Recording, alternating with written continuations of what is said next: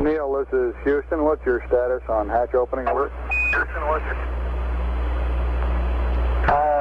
everything is go here. We're just waiting for the cabin pressure to bleed to low enough pressure to open the hatch. It's about 0.1 on our gauge now.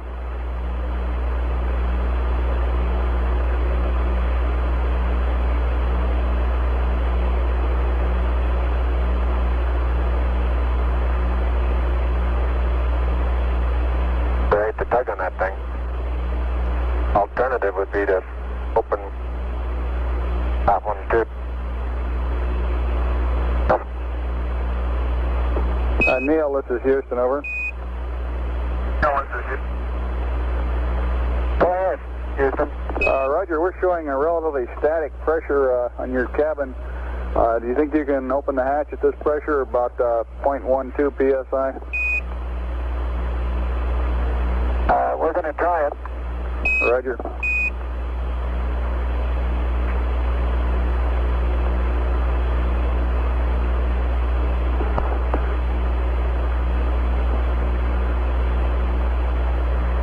The hatch is coming open. They hold us from going closed and I'll get the valve to Okay. and I better get up first.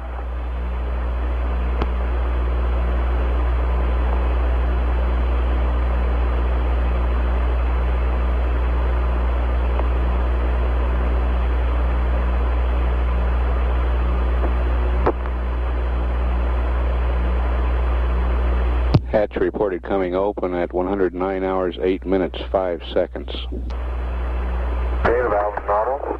Okay.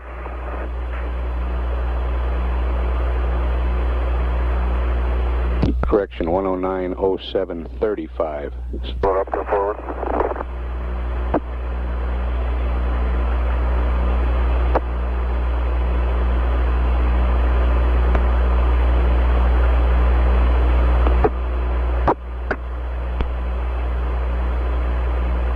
Cleared yet? The water window cleared yet? It was, yeah. Mine hasn't cleared yet.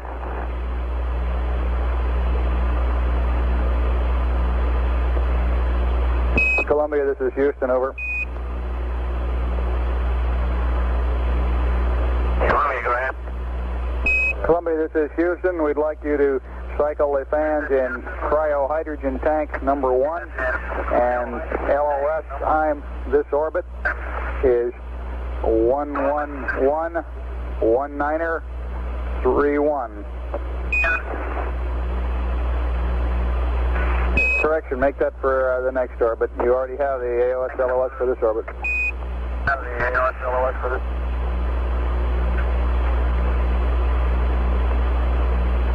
Roger on time, and you want to cycle the fan and cryo hydrogen tank 1. Roger out.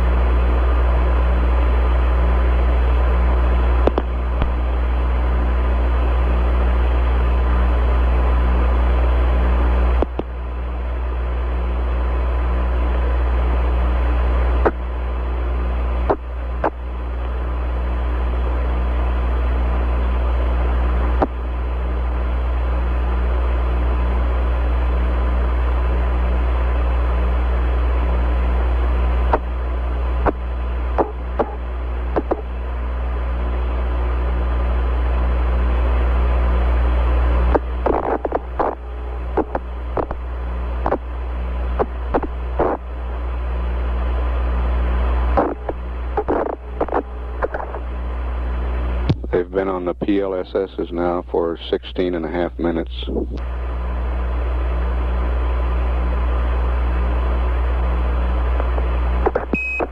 Columbia, this is Houston. We show you nearing high gain antenna scan limit. When you lose lock on us, we request Omni Delta. Omni Delta when you lose lock, over. Delta.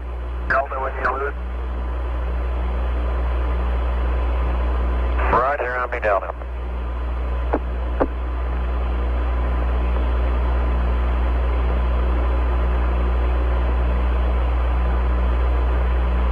We're 8 minutes away from loss of signal on Columbia.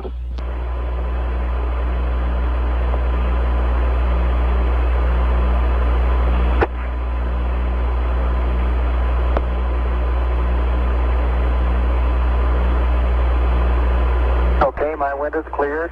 I'm going to go to... I might cooling up a little bit. Okay, my wind is clear.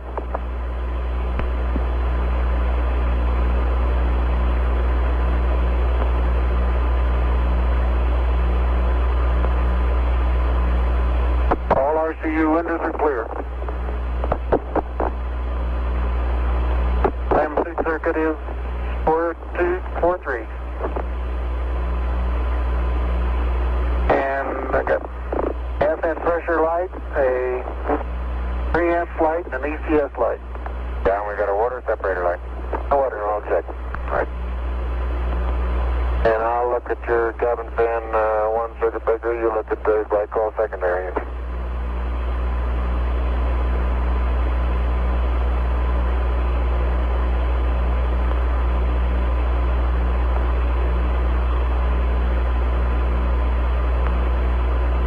Neil Armstrong, suit pressure 4 point. It's cooling now. Me too.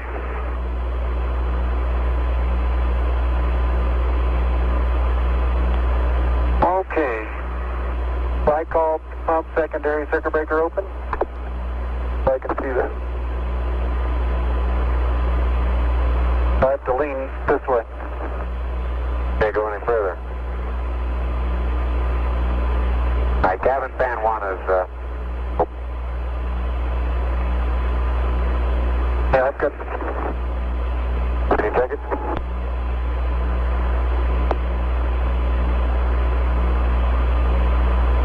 It's open.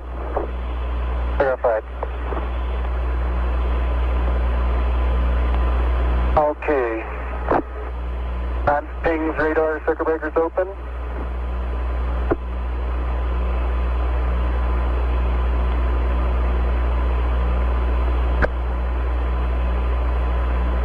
Well, I'm looking head on at it. I'll get it. Okay, let's get your antenna.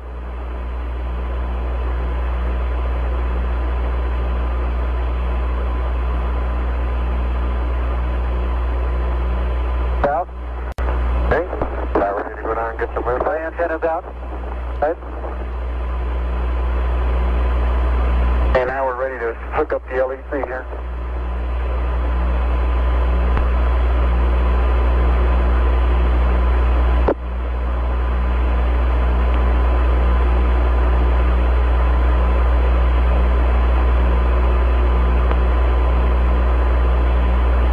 Alright, that should go down. They with no twists now. Put the bag up this way. That's even. Hey, you hooked up there? Okay, now we need to hook this. Yeah, move that up there.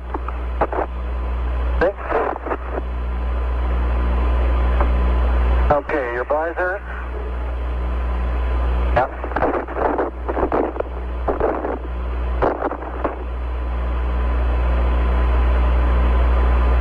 Look at your back is up against the perch.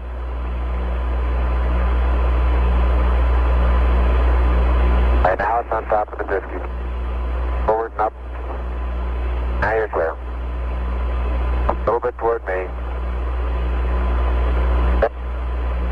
Stay down.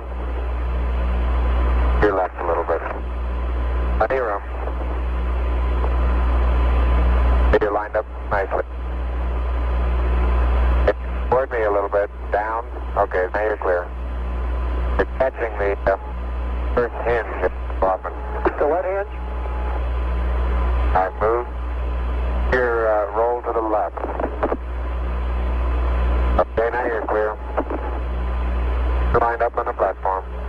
Move your left foot to the right a little bit. Okay, that's good. Roll left. Good.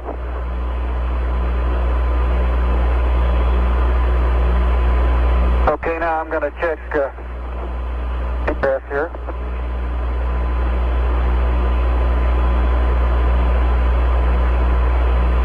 Okay, you're not quite squared away. Hold to the right a little. Now you're even. Yeah, that's okay. That's good. Got plenty of room to your left. It's a little close on the side. How am I doing? You're doing fine.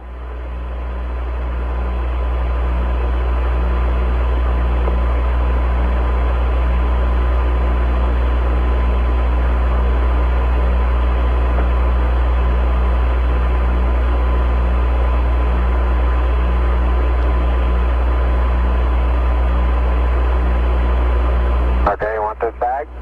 Yep.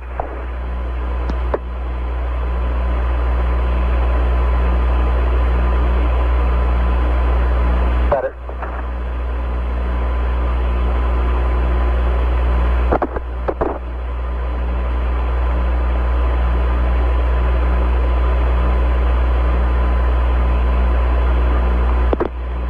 Okay, Houston, I'm on the porch.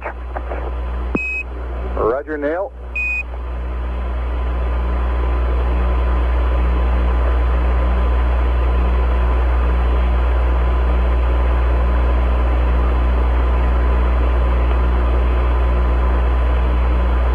Okay, stand by, Neil. Columbia, Columbia, this is Houston, 1 minute 30 seconds to LOS, all systems go, over. Hold where you are a minute, Neil. Okay. Get a little slack?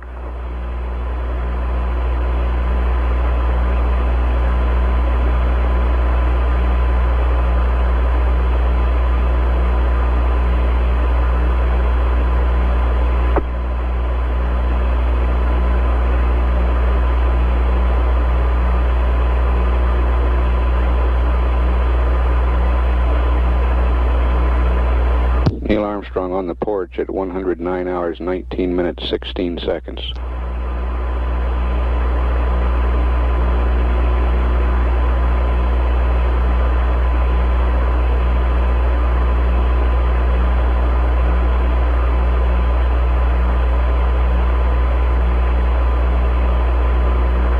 You need more slack, Buzz? No, hold it just a minute. Okay.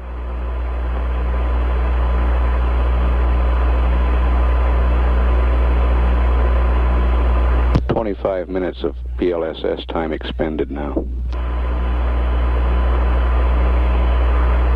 Okay, everything's nice and straight in here. Okay, can you pull the door open a little more? Right? Okay. Did you get the main down? I'm going to pull it now.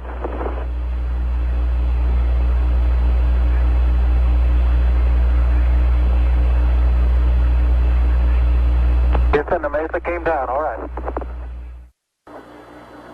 Houston, roger, we copy, and we're standing by for your TEV.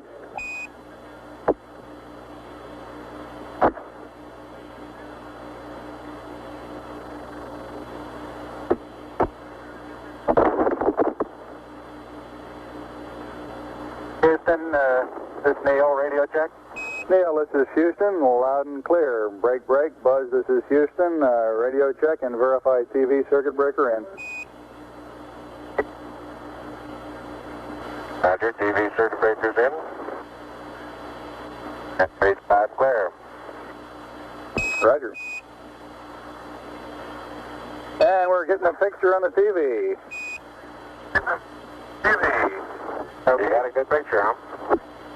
There's a great deal of contrast in it, and currently it's upside down on our monitor, but we can make out a fair amount of detail.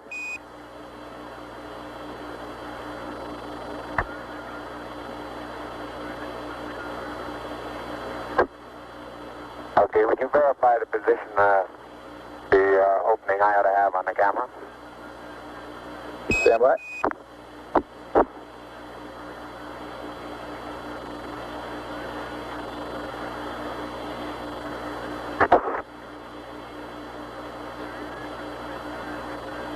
Okay, Neil, we can see you coming down the ladder now. Neil, we can see you coming.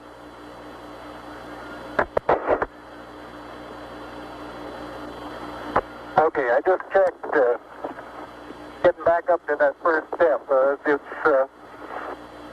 That isn't collapsed too far, but it's adequate to get back up. Roger, we copy. It's a pretty good little jump.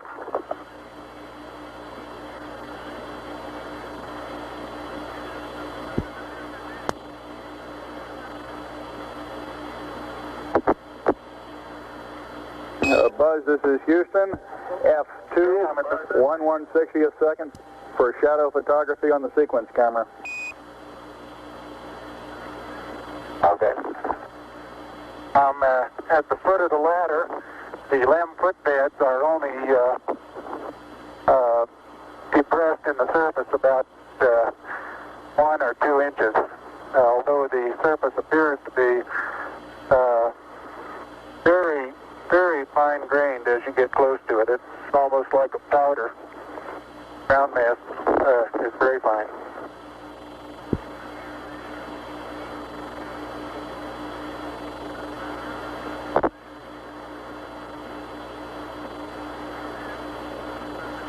I'm going to step off the LEM now.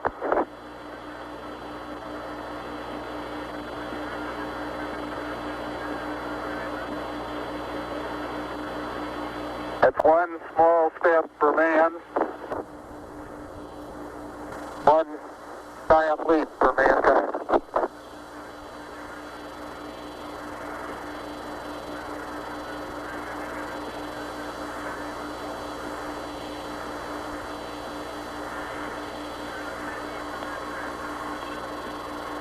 As the surface is fine and powdery, I can pick it up loosely with my toe. It does adhere in fine layers, like powdered charcoal, to the sole and sides of my boot. I only go in a small fraction of an inch, maybe an eighth of an inch, but I can see the footprints of my boots and the treads in the fine sandy particles. Neil, this is Houston. We're copying.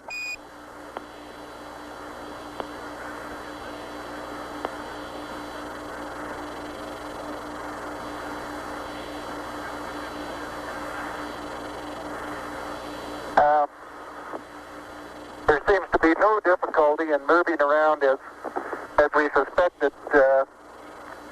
It's even perhaps easier than the simulations of 16G that we performed in various simulations on the ground.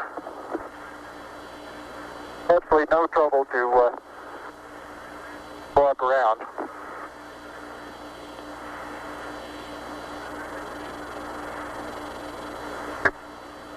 Okay, the decent engine did not leave a crater of any size. It has about 1 foot clearance on the ground. We're essentially on a very level place here. I can see some evidence of rays emanating from the descent engine, but very insignificant amount.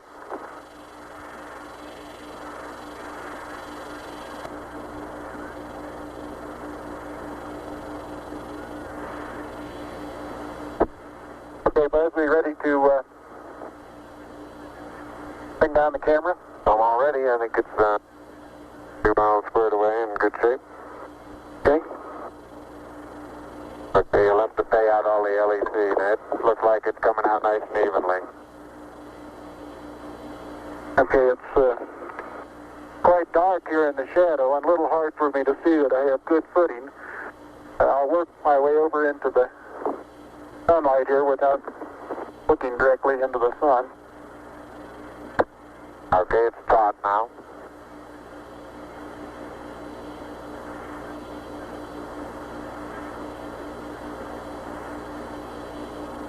Unofficial time on the first step, 109.2420.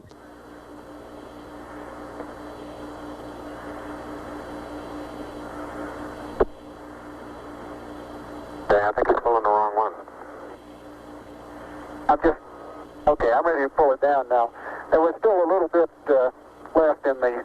Okay, don't hold it quite so tight. Okay. Okay.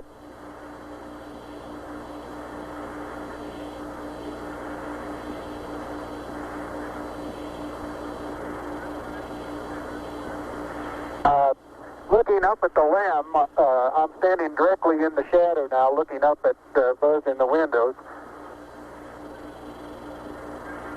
And I can see everything quite clearly. The light is sufficiently bright, backlighted into the front of the limb, that everything is very clearly visible.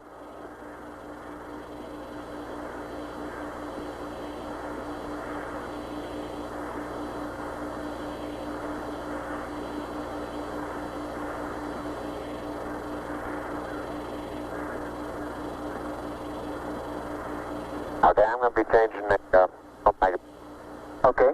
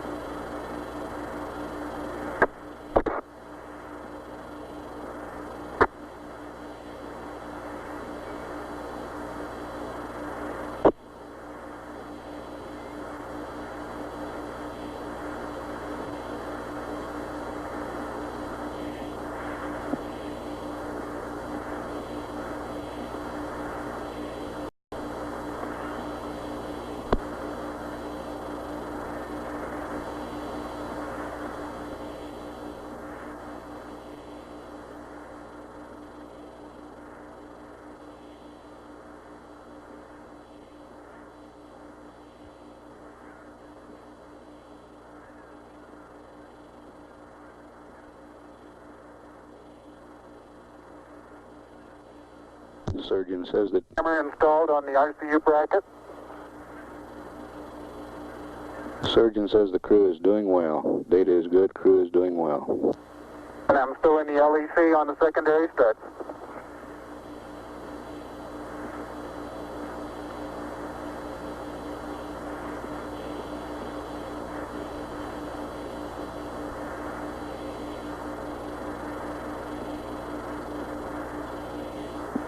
I'll step out and take some of my first pictures here.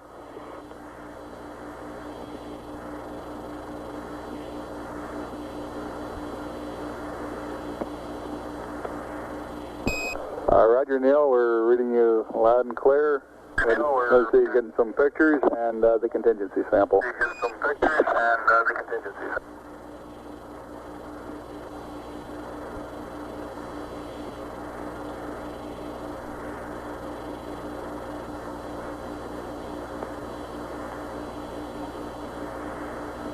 Thirty-five and a half minutes of PLSS time expended now.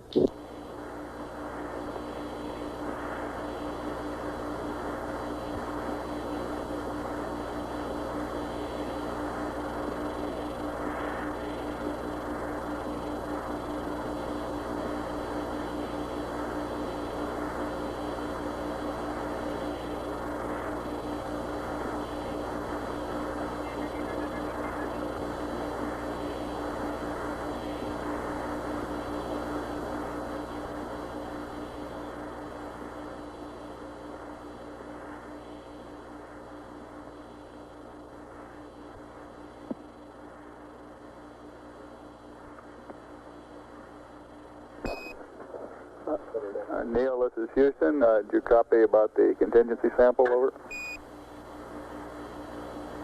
All right, you're going to get to that just as soon as I finish these picture series.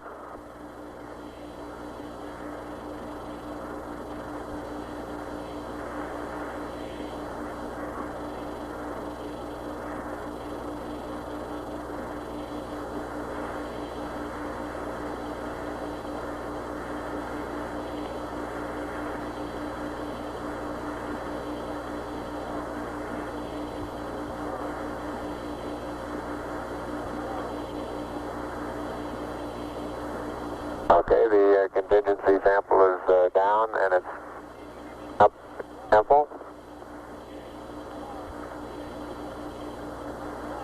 Like it's a little difficult to dig through the initial crust. Very interesting. It's a very soft surface, but here and there where I plug with the contingency sample collector, I run into very hard surface, but it appears to be very cohesive material of the same sort. I'll try to get a rock in here. Just a couple.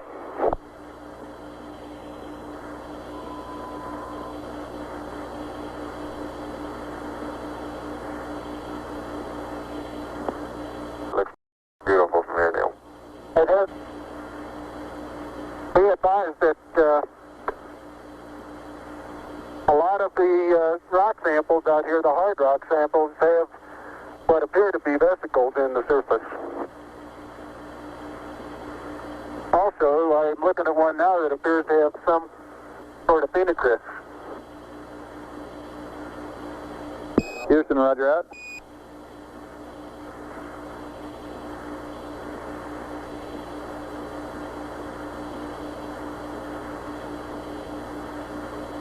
Okay, the handle is off the it pushes in about 6 to 8 inches into the surface. Like it's pretty easy to put on. It is. It's. I'm sure I could push it in farther, but it's hard for me to bend down farther than that. Now you could throw so You far. can really throw things a long way up here.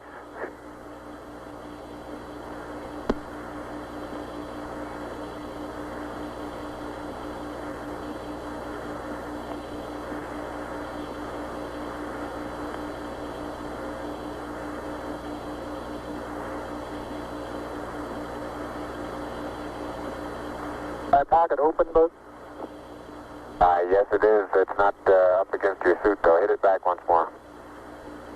More toward the inside. Okay, that's good.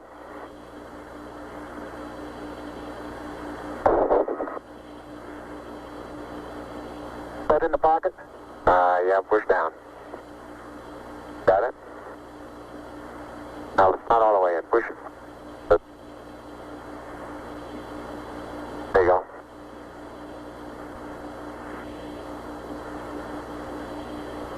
Engine sample is in the pocket. My oxygen is 81%. I have no flags and I'm in minimum flow. This is Houston, roger Neil.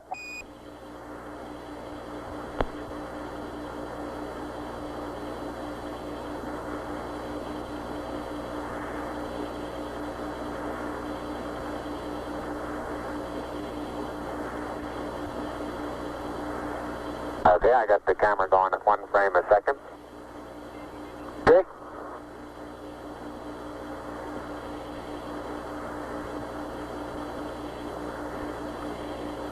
And I've got 80%, no flags. Good.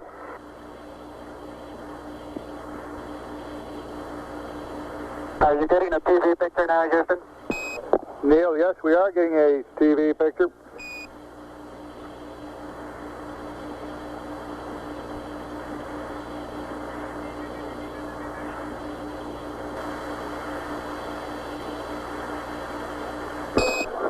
Neil, this is Houston. We're getting a picture. You're not in at the present time. We can see the bag on the LEC being moved by Buzz, though. Here you come into our field of view. Oh, so let me move that over the edge for you. Okay, ready for me to come out? Yeah, just stand by a second. I'll move this over the handrail.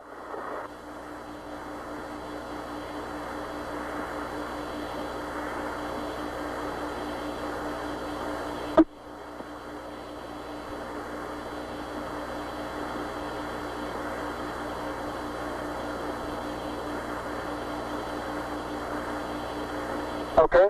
All right, that's got it. Are you ready? All set.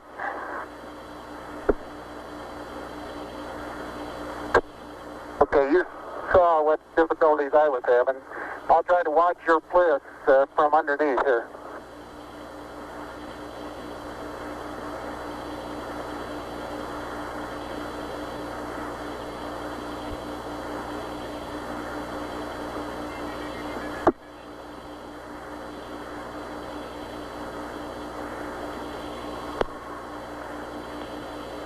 All right, the backup camera is position. Okay, your bliss looks like it's clear and okay. The toes are about to come over the sill.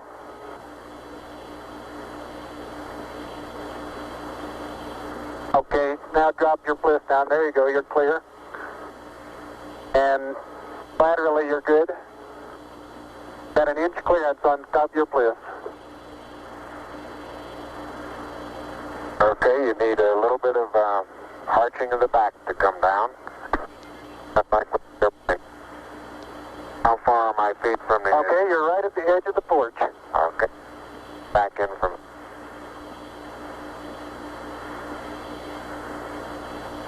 Small little foot movement. Porch. Arching of the back. Moment comes up and clears the bulkhead without any trouble at all. Looks good. –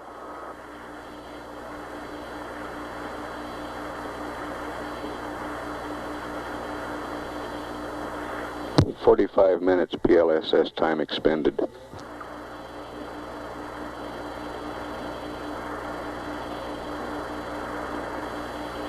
Neil, this is Houston. Based on your camera transfer with the LEC, do you foresee any difficulties in SRC transfer over? Difficulties in SR. Negative. That's the sample return containers, the rock boxes that Capcom... Now I want to back up and partially close the hatch.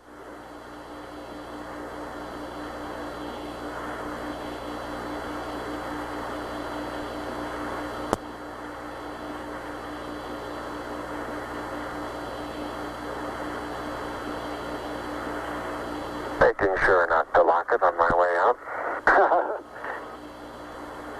Particularly good thought.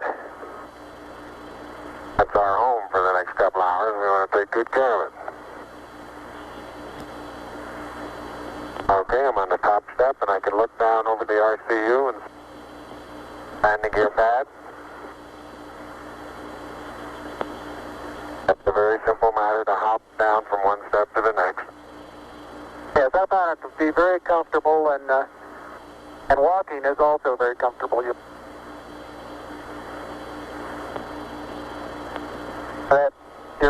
You've got 3 more steps and then a long one.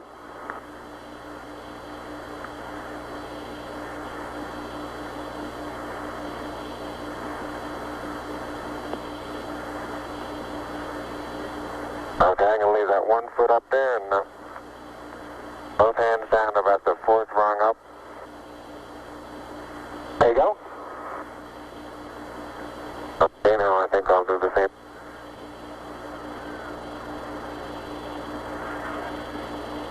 A little more. About another inch. There, you got it? That's a good step. Yep. About a 3-footer.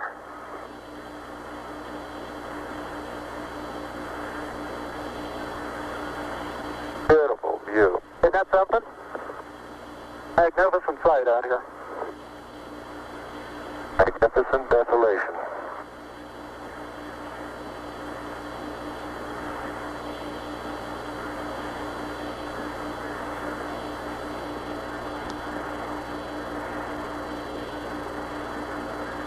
Both PLSS nominal on consumables.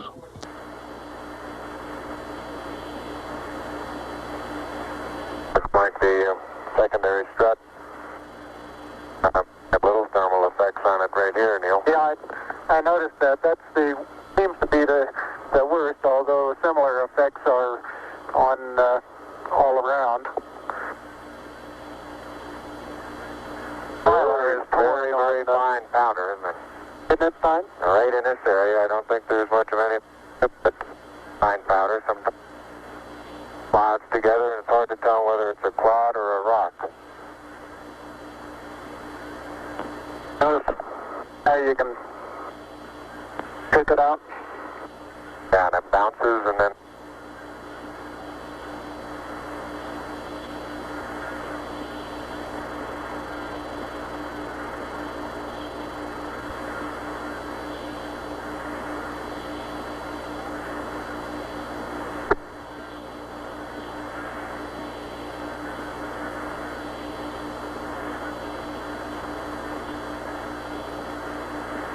reaching down, fairly easy.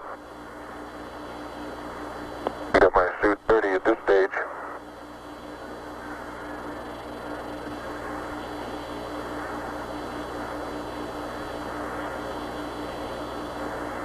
The mass of the backpack does have some effect in inertia.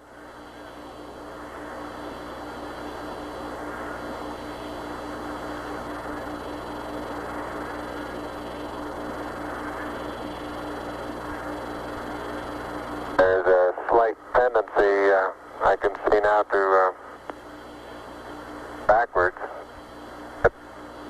due to the soft, very soft texture. Oh, you're standing on a rock, big rock there now.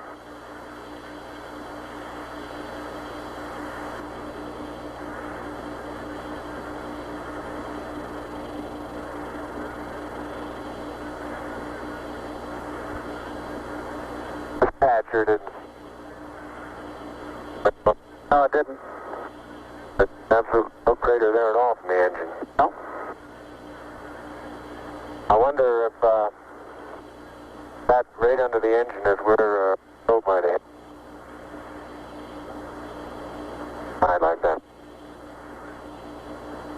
Yeah, I think that's a good representation of our sideward velocity of touchdown there. Folded the probe. I'll see that probe over on the minus Y strut. Broken off and bent back up. That did, didn't it? The other two both bent over.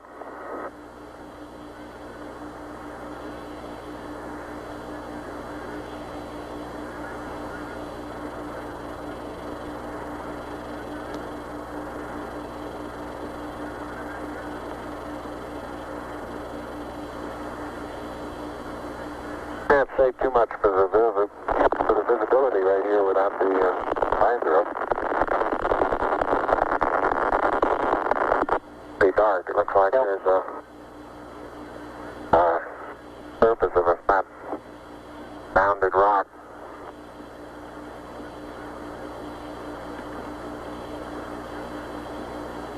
And incidentally, these rocks, very powdery surface.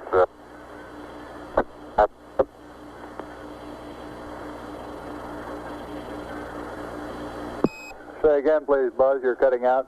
And here's some... I say that the rocks are rather slippery. Roger. Very powdery surface. When it's on there, fill up all the very little fine porises.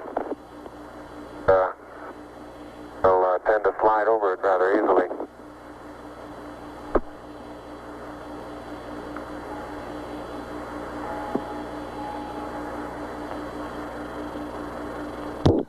Neil Armstrong getting ready to move the TV camera now out to its panorama position. Traction seems quite good. Particular area.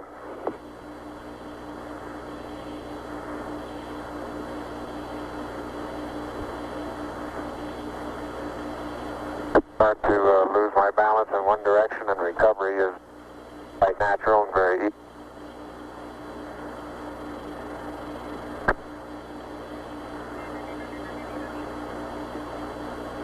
And moving arms around Jack doesn't off the surface. Not quite that light-footed. And I have the insulation off the Mesa now. The Mesa seems to be in good shape. You have to be careful that you're leaning in the direction you want to go, otherwise you slightly inebriate. In other words, you have to cross your foot over to stay underneath where your center of mass is.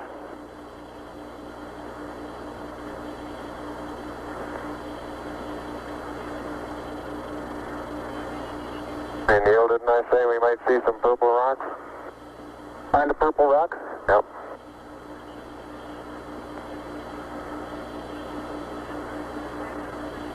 Very small, sparkly fragments are rock. They're like the sun in places. I would make a first guess at some sort of biotite.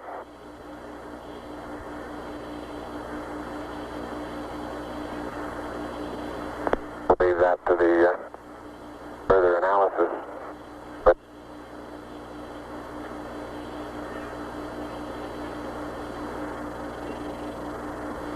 soil compacts underneath. Completely no. You don't sink down more than a quarter of an inch.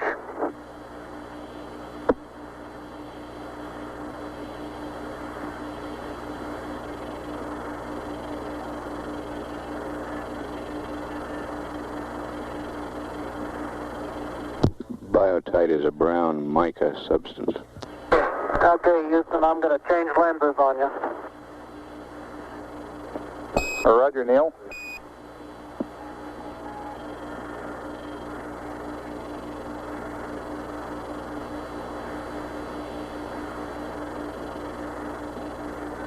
Life support consumables still looking good.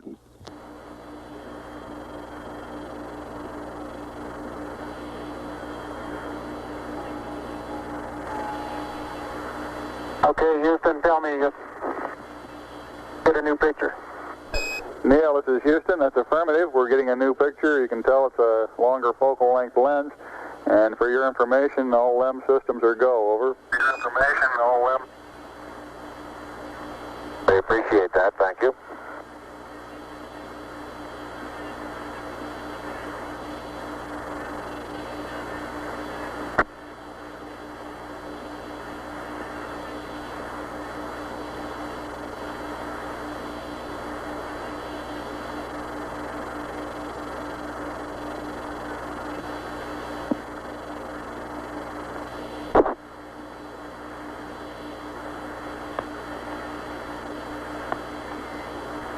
Now unveiling the plaque that is.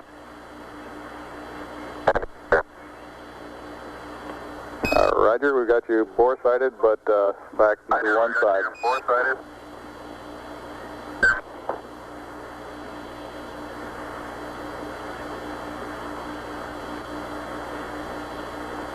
For those who haven't read the plaque, we'll read the plaque that's on the front landing gear of this LEM.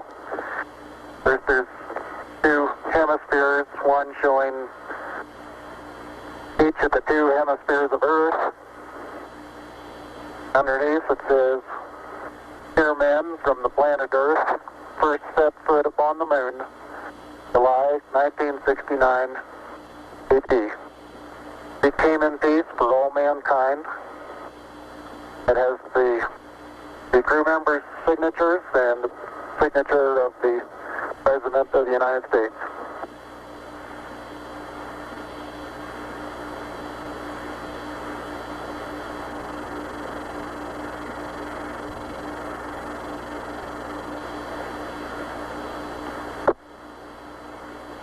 Ready for the camera? Oh, I get it. No, you're taking TV on now. Watch the LEC there.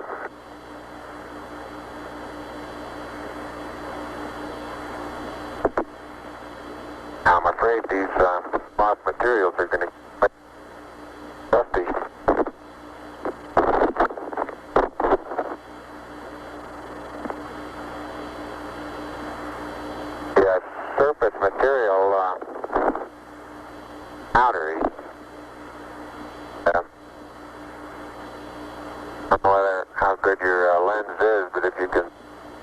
budges like buzz.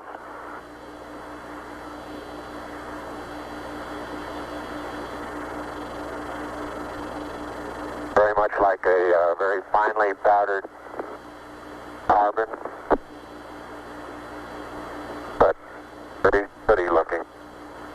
You pull out some of my cable for me, bud?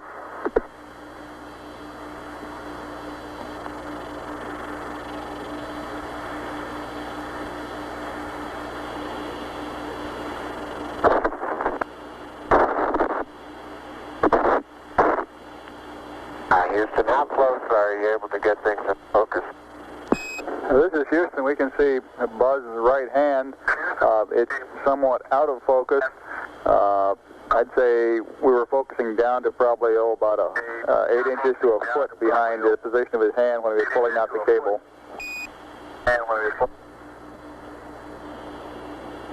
Okay, how's the temperature looking there? Temperature of the camera is showing cold. I'm a little cool. I think I'll take some.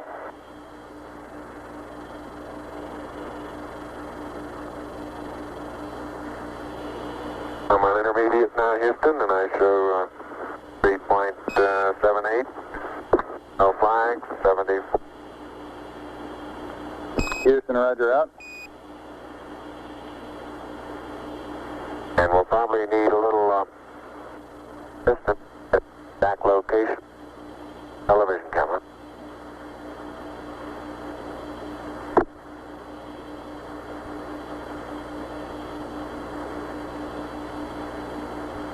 And Neil, it look at the minus Y strut. The direction of travel there. Traveling from right to left. Right. So this one over here underneath the methane engine where the probe first hit. Minus my probe first hit. I got plenty of cable? You got plenty more.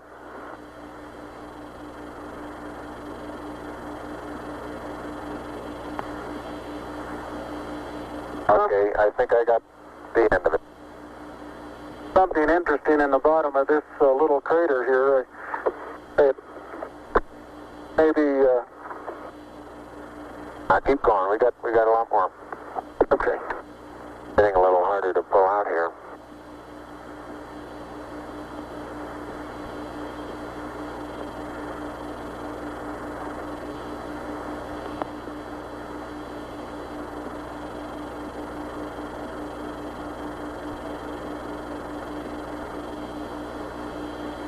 If you stand on the ladder facing forward, the minus Y strut is the landing gear to your left. Say I am, Buzz. 40, 50 feet. Why don't you turn around and let them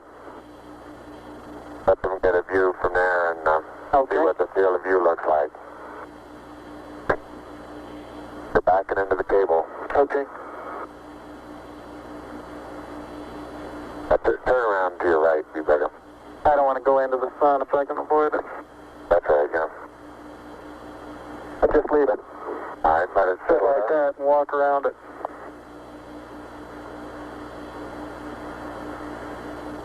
Houston, how's that field of view going to be? Pick up the mesa far away? Good.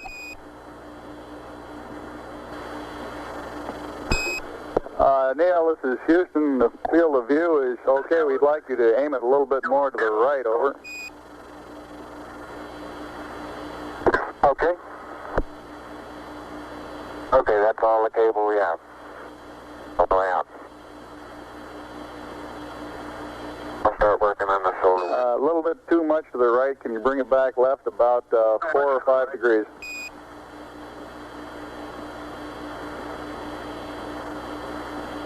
Okay, that looks good, Neil. Hey, that looks good, Neil. Okay, now, think I ought to be farther away or closer? Can't get too much further away. Let's try it like that for a while. I'll get a couple panoramas with it here.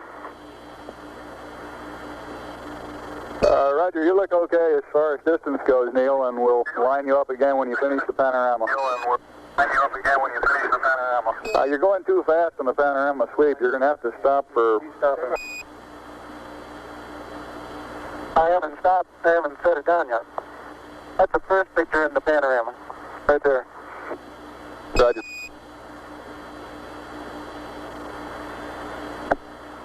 It's taken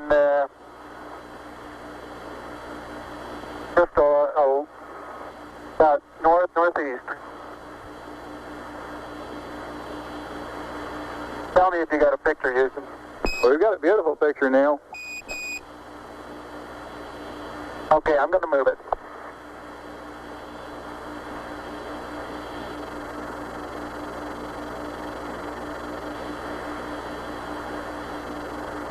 Okay, there's another good one.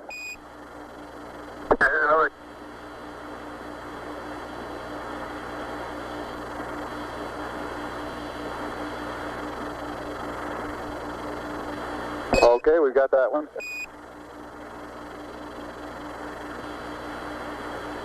Okay, now this one's right down sun, straight west, and I want to know if you can see an angular rock in the foreground.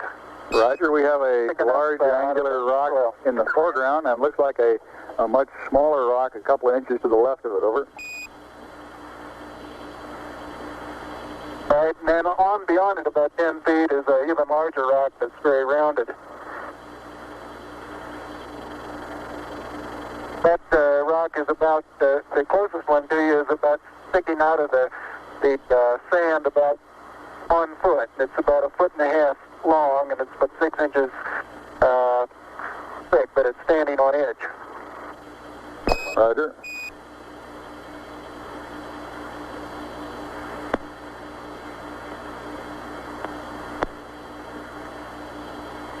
Okay, Neil, I've got the table out.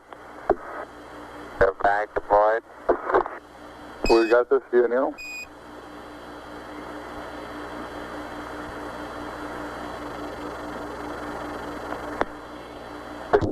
Straight south. Roger, and we see the shadow of the limb. In the hills, Roger, the little hills just beyond the shadow of the limb is a pair of elongate craters. About probably the pair together is 40 feet long and 20 feet across, and they're probably 6 feet deep. We'll probably get some more work in there later.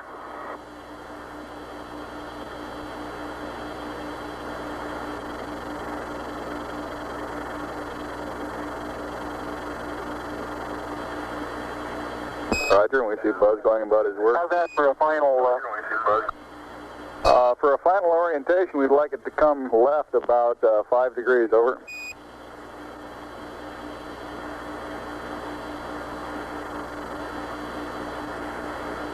Back to the right about half as much. Okay.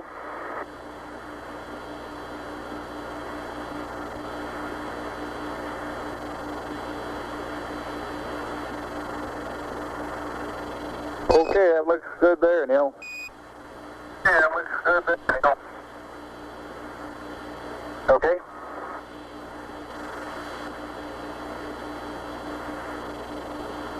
One hour, 7 minutes time expended.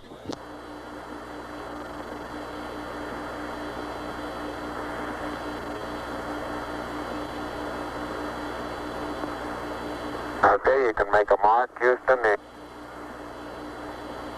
Roger, hello, and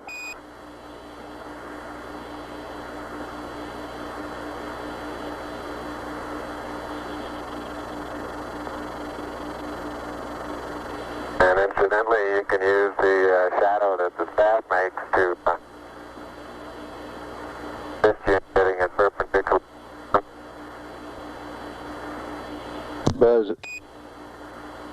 Buzz is erecting the solar wind experiment now.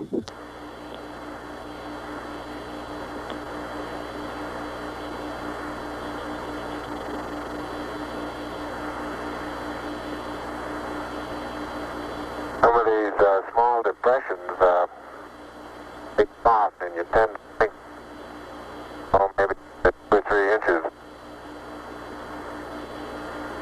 I can suggest exactly what the layer pictures showed when they pushed away a little bit. You can force transmitted through the upper surface of the soil, and about 5 or 6 inches away it breaks loose and moves as if it were caked on the surface, when in fact it really isn't.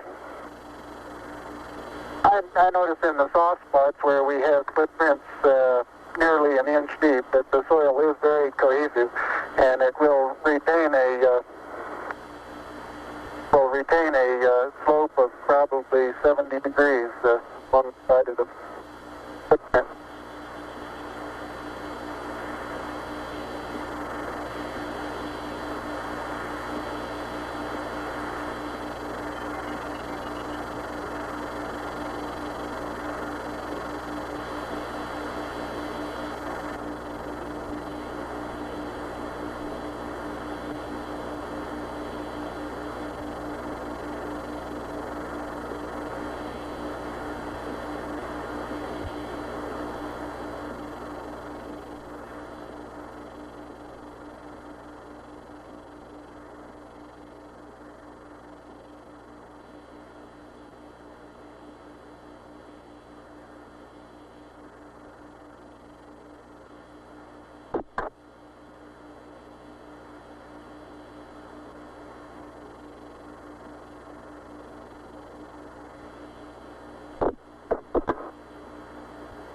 All limb systems still looking good.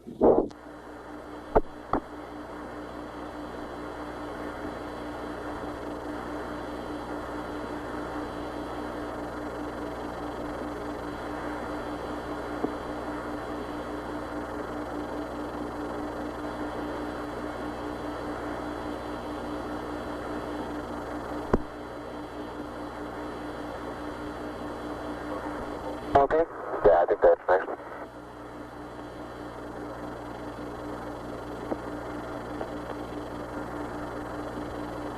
Dead end, come on.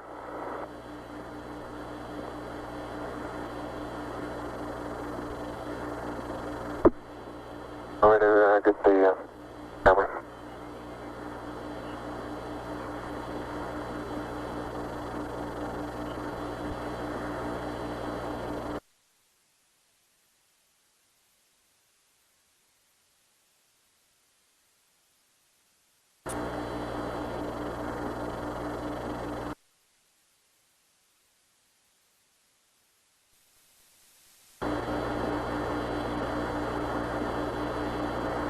Right up to the rocker.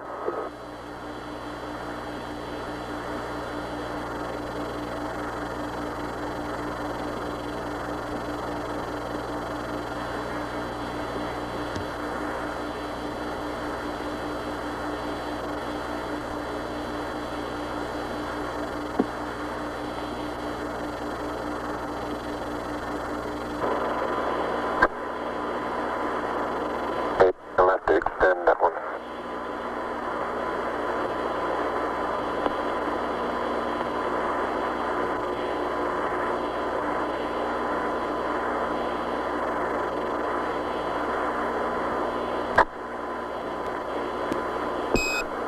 Columbia, this is Houston, AOS, over.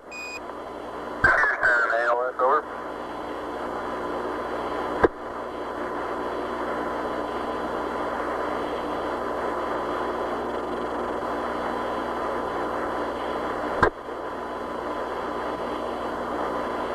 Neil Armstrong's been on the lunar surface now almost 45 minutes.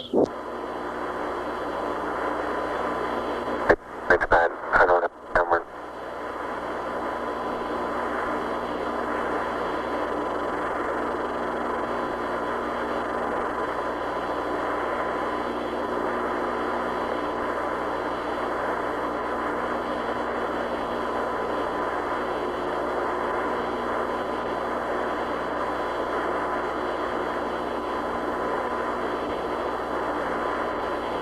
Columbia on the high gain, over. Columbia, this is Houston, reading you loud and clear, over. Yeah, this is Houston reading. Yeah, radio loud and clear. How's it going? Roger, the EVA is progressing beautifully. I believe they're setting up the flag now. Great. I guess you're about the only person around that doesn't have TV coverage of the scene. That's all right, I don't mind a bit.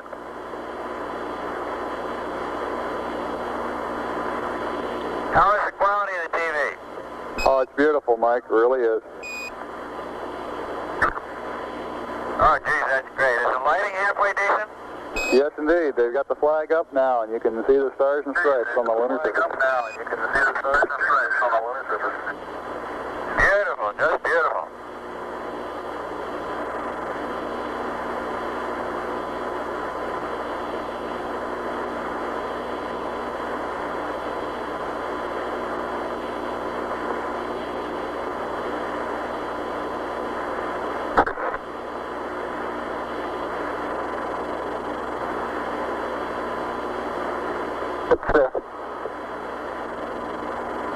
See if you can pull that end off a little bit. Straighten that end up a little.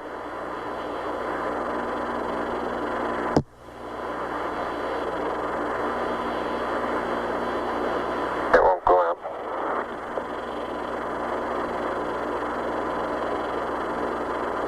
Okay.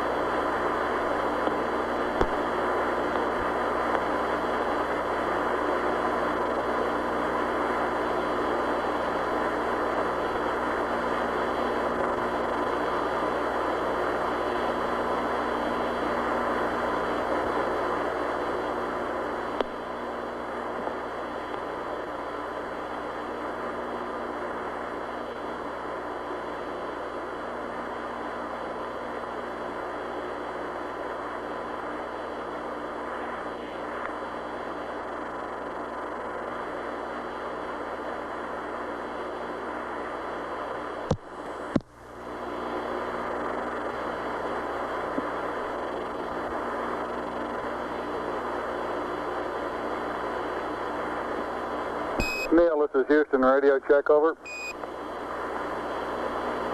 All right, you're Houston, loud and clear. Roger out. Loud and clear, Houston. Roger, Buzz.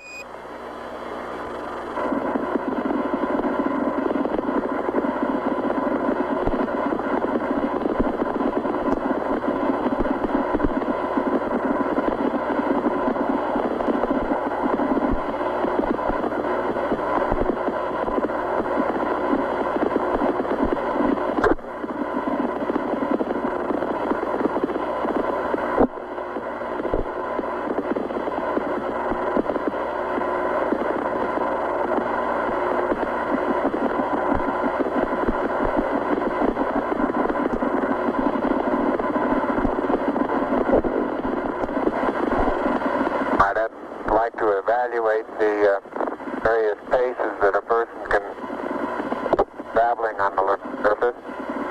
I believe I'm out of your field of view. Is that right now, Houston? That's affirmative, Buzz.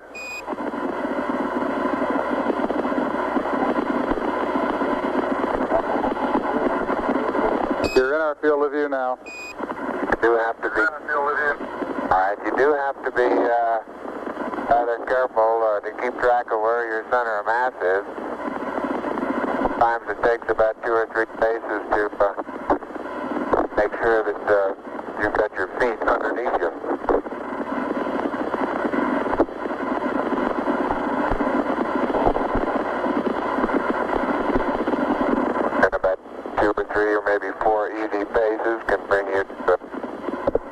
smooth stop.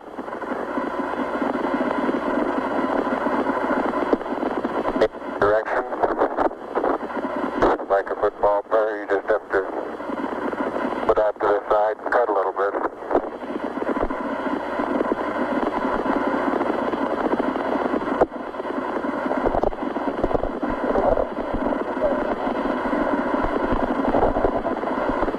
So-called kangaroo hop does work, but it seems your forward stability is not quite as good as it is in the conventional, more conventional one foot after another.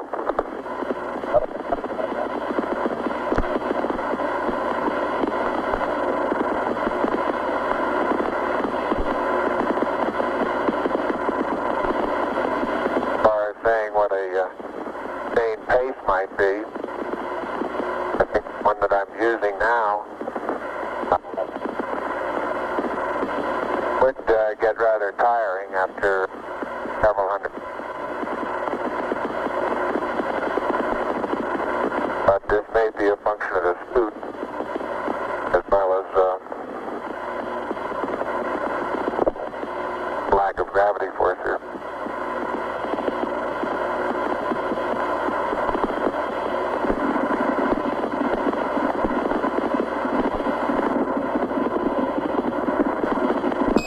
Tranquility Base, this is Houston. Could we get both of you on the camera for a minute, please?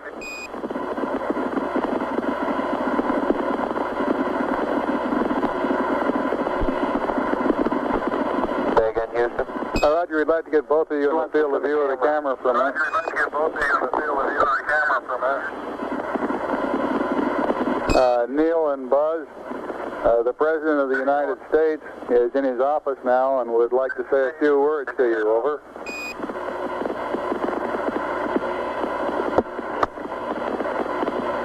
That would be an honor. Go ahead, Mr. President. This is Houston out. Hello, Neil and Buzz. I'm talking to you by telephone from the Oval Room at the White House. And this certainly has to be the most historic telephone call ever made.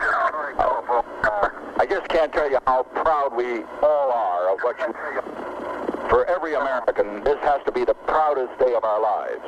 And for people all over the world, I am sure they too join with Americans in recognizing what an immense feat this is.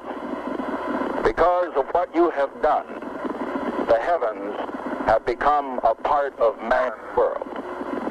And as you talk to us from the Sea of Tranquility, it inspires us to redouble our efforts to bring peace and tranquility to Earth.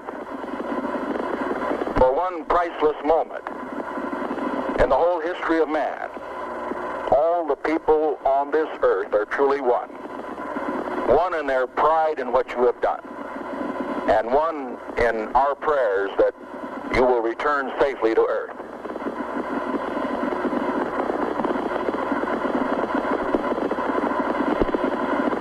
Thank you, Mr. President. It's a great honor and privilege for us to be here representing not only the United States, but men of peace of all nations, men with interest and a curiosity, and men with a vision for the future. Honor for us to be able to participate here today. And thank you very much, and I look forward, all of us look forward to seeing you on the Hornet on Thursday. Look forward to that very much, sir.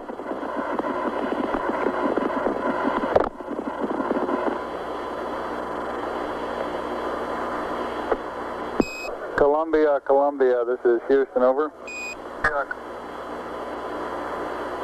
Loud and clear, Houston. Roger, I've got a P-22 auto optics pad for you.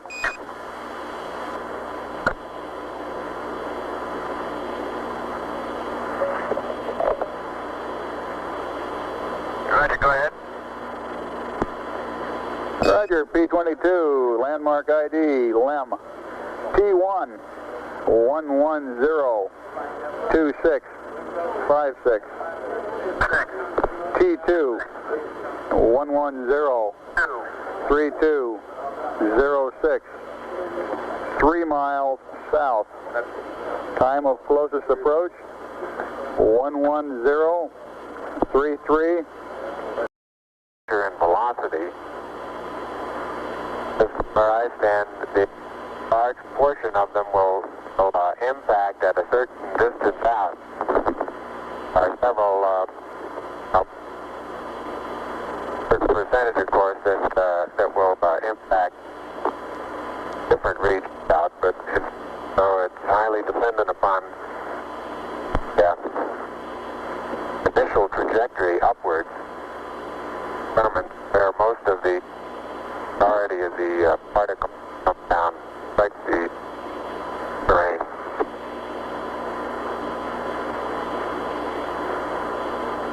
Roger, Buzz, and break, Columbia, this is Houston. When you track out of high gain antenna limits, request Omni Delta, over. Come in. I've noticed several times in going from the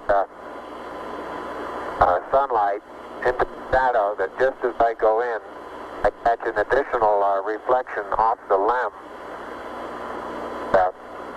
along with the reflection off my face onto the visor, makes visibility very poor just at the transition sunlight into the shadow. I essentially have so much glare coming onto my visor, I'm under shadow until helmet actually gets shadow, and then it takes a short while for my eyes to adapt to lighting conditions. Inside the shadow area, visibility, as we've said before, is not too great, but both visors up. We can certainly get what sort of footprints we have and the general condition of the soil. Again, after being out in the sunlight a while, it takes watch it, Neil. Neil, you're on the cable. Okay. Yeah, lift up your right foot. Right foot. It's still, your toe is still hooked in it. That one? Yeah, it's still hooked in it. A minute. Okay, you're clear now. Thank you. Let's move that over this way. Neil Armstrong has the scoop for the bulk sample collection.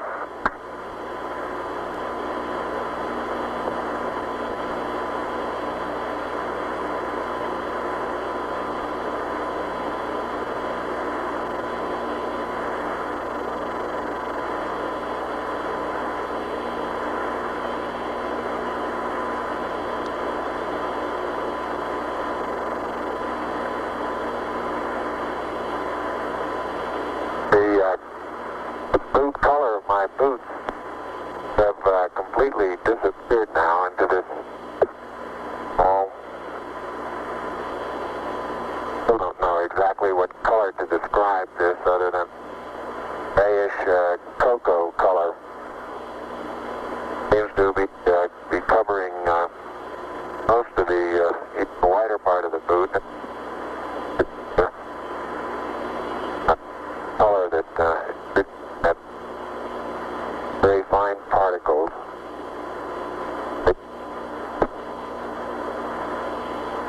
Buzz, this is Houston. You're cutting out on the end of your transmission. Can you speak a little more closely into your microphone, over? Into your microphone, over. Roger, I'll try that. Beautiful. Well, I had that one inside my mouth that time.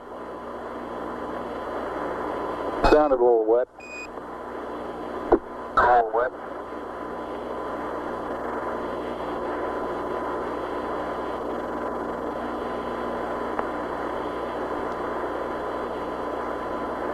Neil's been on the surface an hour now.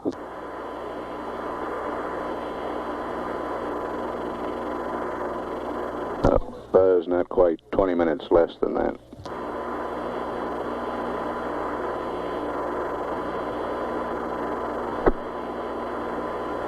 In general, spent in the shadow doesn't seem to have any thermal effects. We still inside the suit. There is a difference, of course, in the coming radiation in the helmet, so I think there's a tendency to feel a little cooler in the shadow than we feel out in the sun.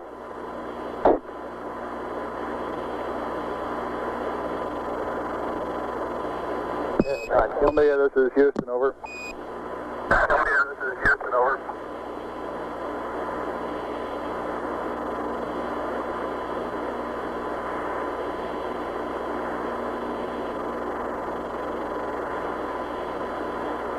One hour and a half expended on the PLSSs now.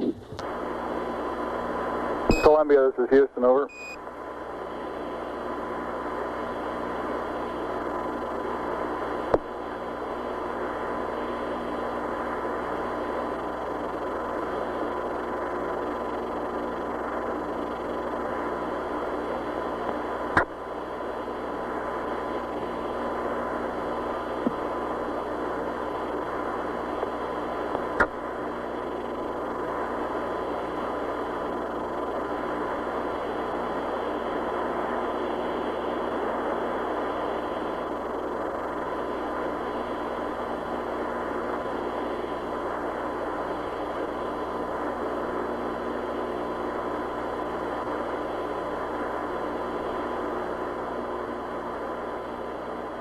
Columbia, this is Houston, over. Houston, Columbia, Delta. Roger, you should have VHF ALS with the LEM right about now. VHF LOS will be at 40 minutes, 15 seconds, over. Thank you.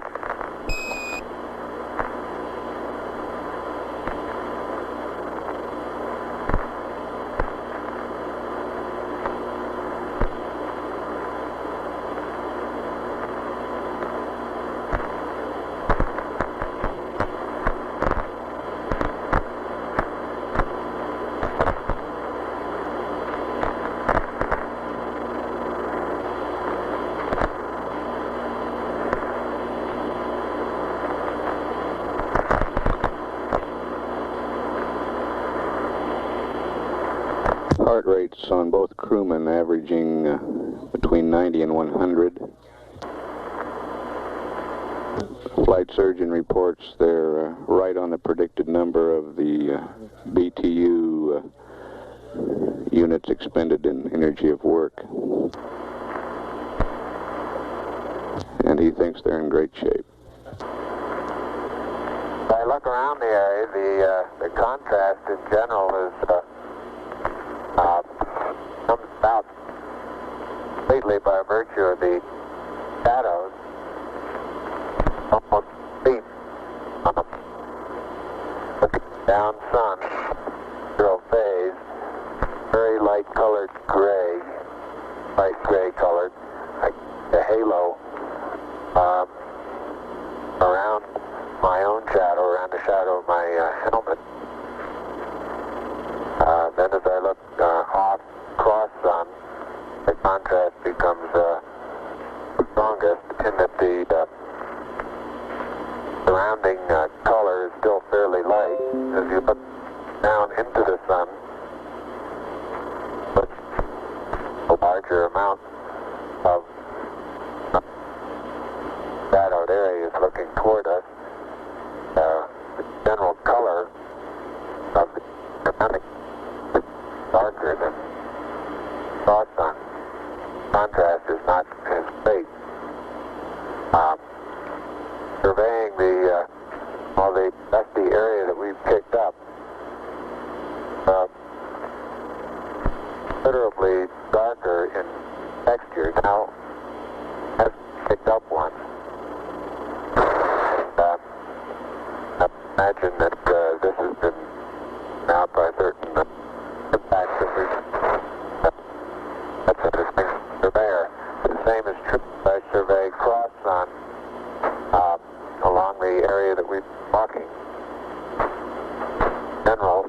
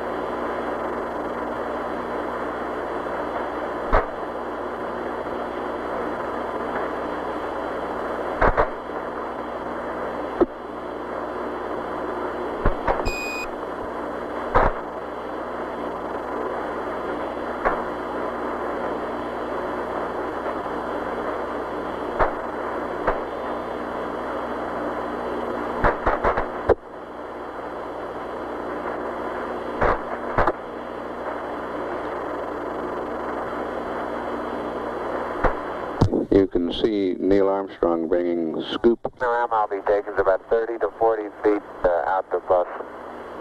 But Say again which strut, please, Buzz. So it seems the plus V strut. Roger. Right in this area there are two craters. The one that's right in front of me now as I look off in about the 11 o'clock position from spacecraft. About 30 to 35 feet across.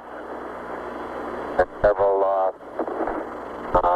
rocks and boulders, 6, 8 inches across, different sizes.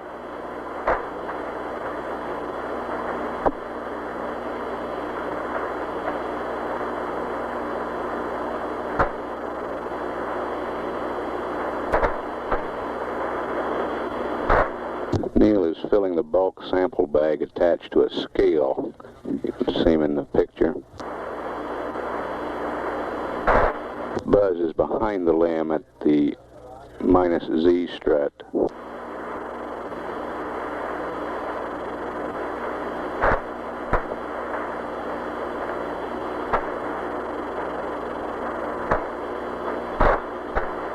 That's the landing gear directly opposite the ladder.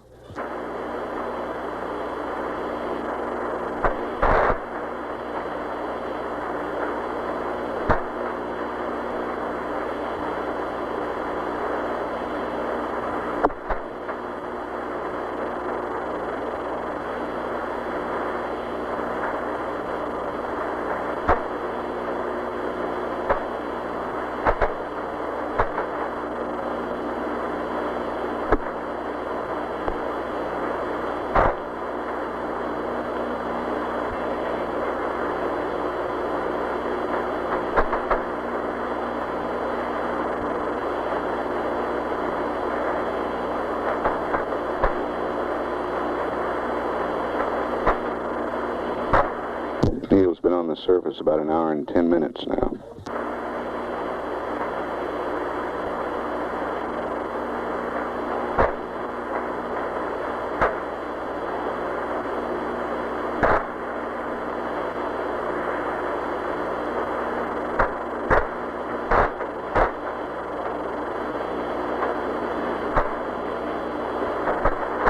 I'm now in the area of the -Y strut.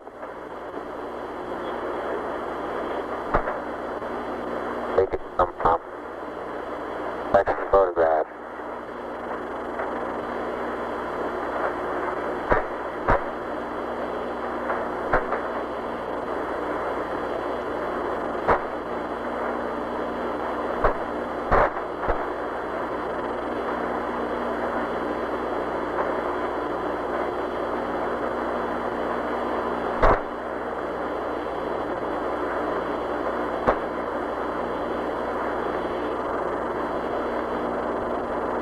Buzz is making his way around the lamb, photographing it from various angles, looking at its condition on all sides.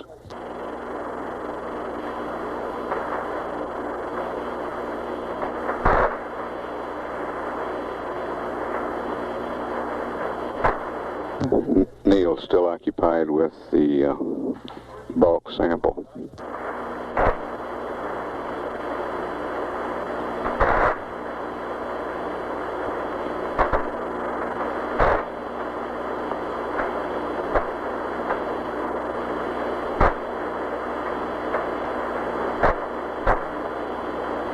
One hour, 40 minutes time expended on the PLSSs now.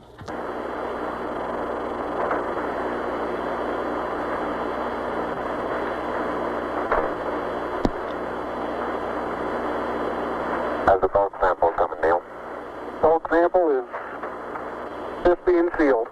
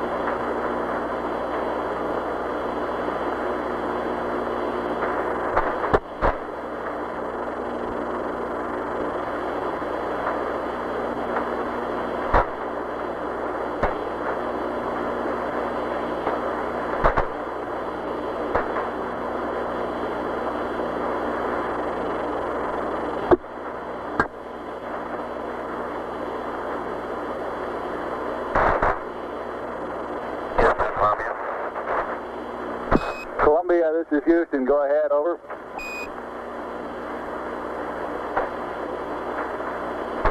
Roger, no marks on the left that time. I did see a suspiciously small white object whose coordinates are.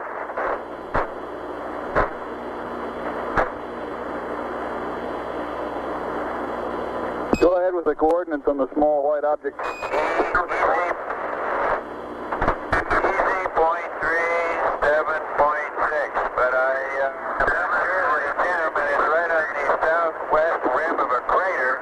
I think they would know it if they were in such a location. It looks like their limb would be pitched up quite a degree. It's on the southwest wall of a smaller crater.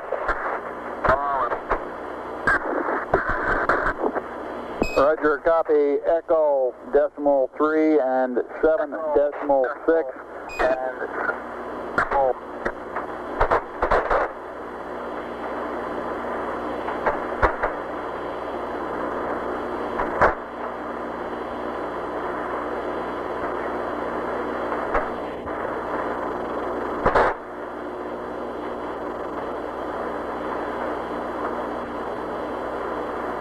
Columbia, this is Houston. While I'm talking to you, LOS will be at 111 19er 31. AOS 112 05 43. Over.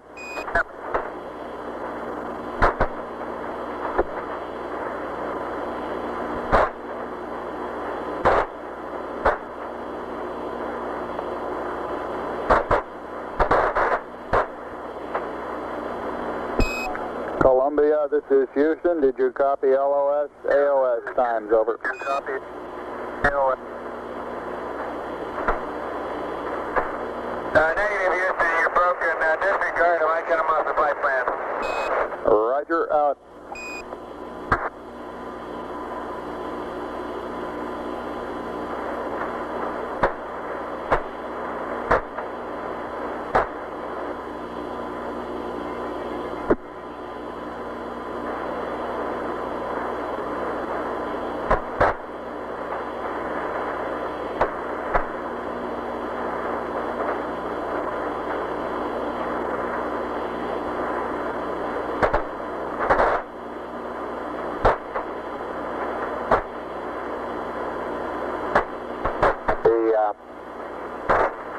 Deflector that's mounted on quad 1 seems to be a good bit more wrinkled right now on quad 4. You're breaking up again, Buzz. Breaking up again, Buzz. I say the jet deflector that's mounted on quad 4 seems to be, the surface of it seems to be more wrinkled than the one that's on quad 1. Generally, underneath part of the LEM seems to have stood up quite well to the, look at some pictures in the aft part of the LEM. The sun illuminate the thermal effects much better than we could get them up here in the front. Roger, out. I want to get some particular photographs of the bulk sample area, Neil. Okay.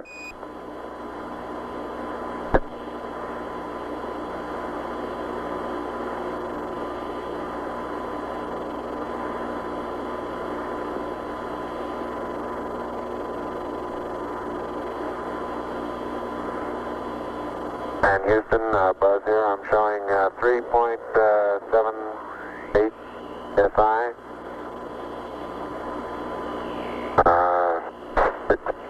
3%, no flags. Adequate.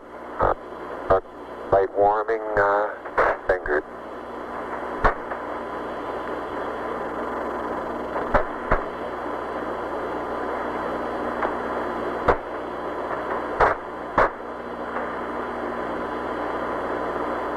Roger, and Neil has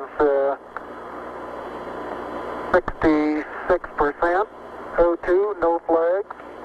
Minimum cooling, and the suit pressure is 382. Houston, roger out.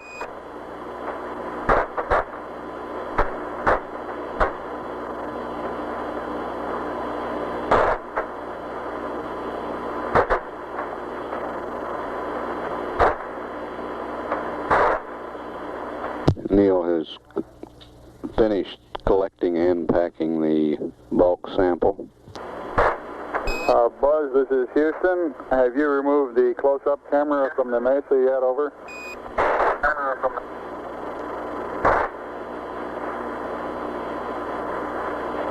Negative, thank you.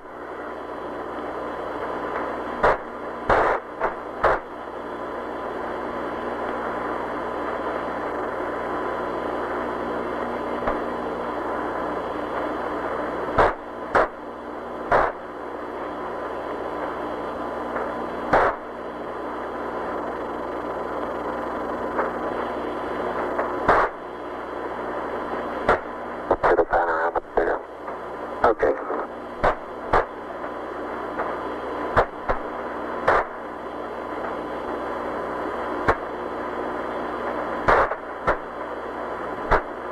Got it? Got it.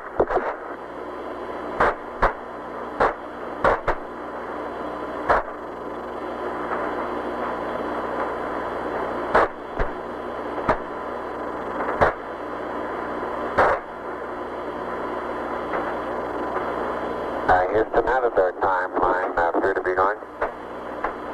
Roger, it looks like you're about a half hour slow on it. We're working on consumables, over. All right.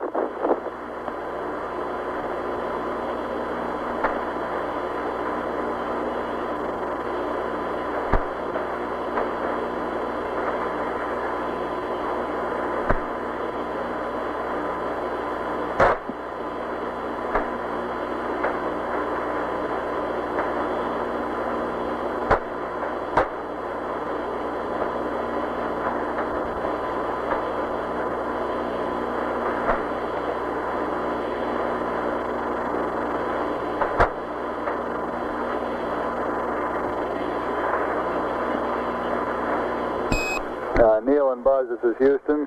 To clarify my last, your consumables are in good shape at this time.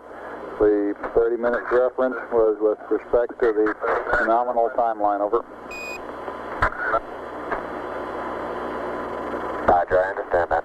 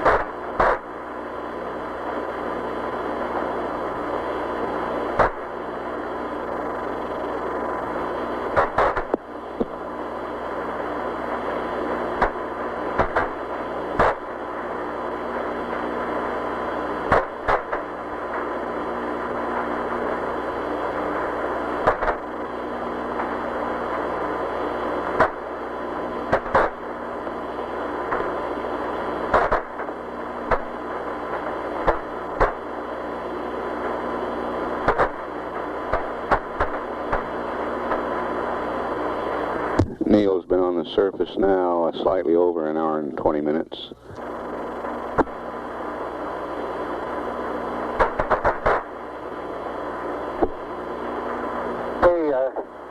Don't note any abnormalities in the limb. Quads seem to be in good shape. The primary and secondary struts are in good shape. Antennas are all in place. Got 2 There's no evidence of problem underneath the LAM due to either the engine exhaust or drainage of any kind.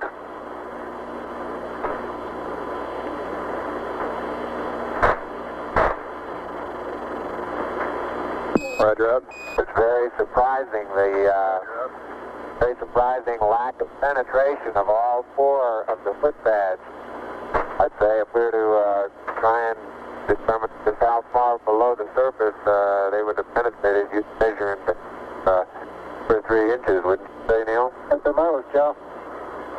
That light strut there is probably even less than that.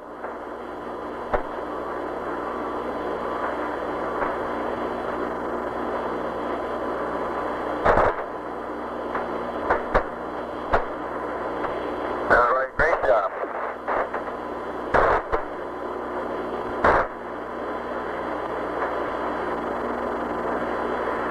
We get a picture of the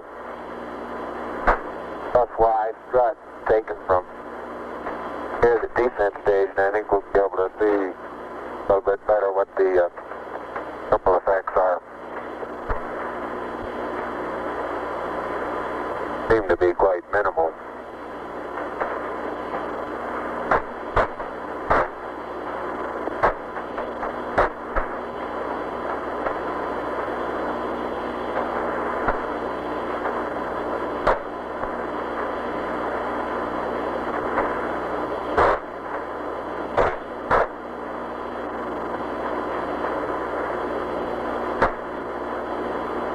This one picture taken the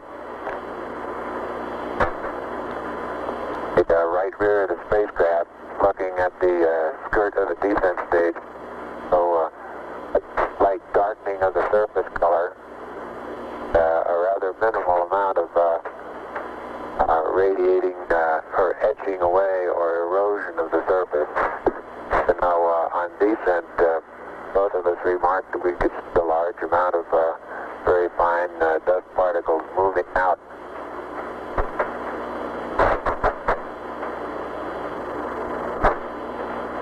It was reported beforehand that we would probably see an outgassing from the surface after actual engine shutdown, but I recall I was unable to verify that.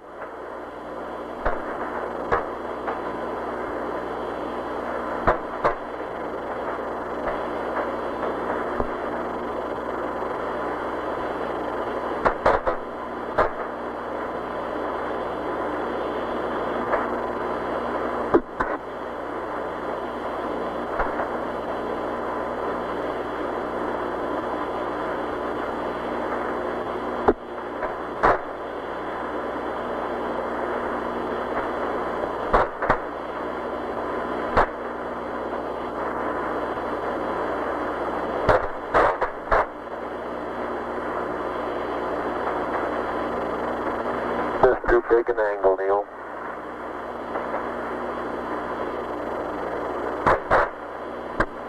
Yep. I think you're right.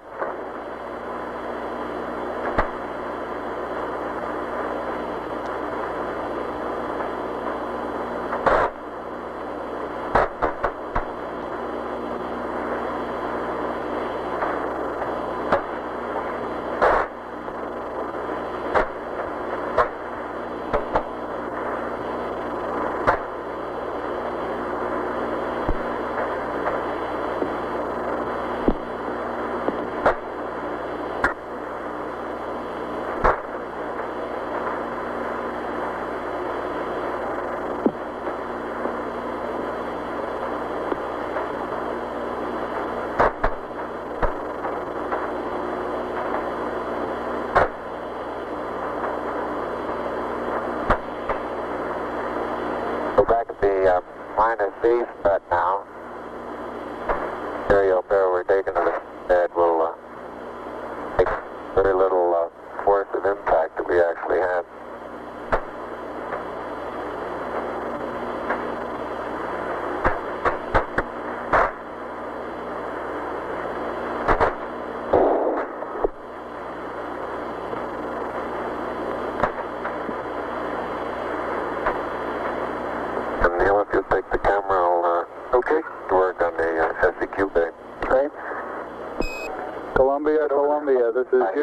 notice that... Columbia, this is Houston. Go ahead, bud. Okay. Taking some close-up pictures of that front.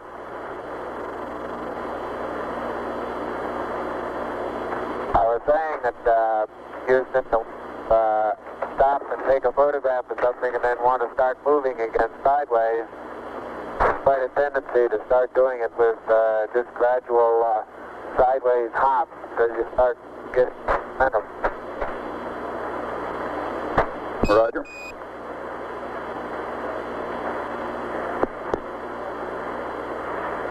Can you see us underneath the slam over at the SEQ bay, Houston? Yes, indeed, Buzz. We can see your feet sticking out underneath the structure of the LEM descent stage. Underneath the structure of the LEM descent stage. Okay, I'm just on the other side of the... Now we can see you through the structure of the minus Z secondary strut.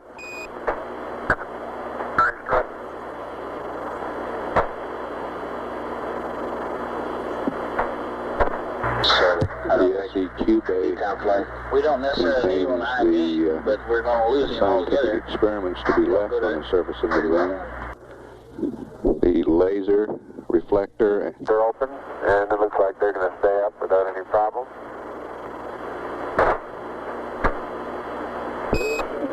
Columbia, Columbia, this is Houston. We're about to lose you on the Omnis. Request high gain antenna. React mode. Pitch 20. Yaw 135. Over.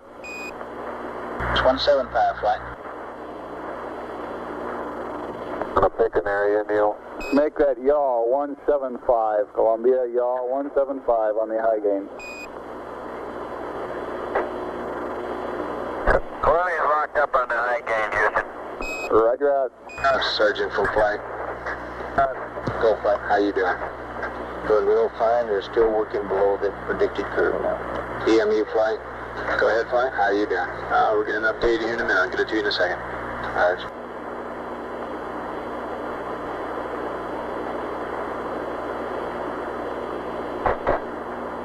Flight come. surgeon says everything looks fine. Go ahead. Once again, our mixing valve has worked very normally. Roger. You might tell Columbia that Capcom comes down. Okay.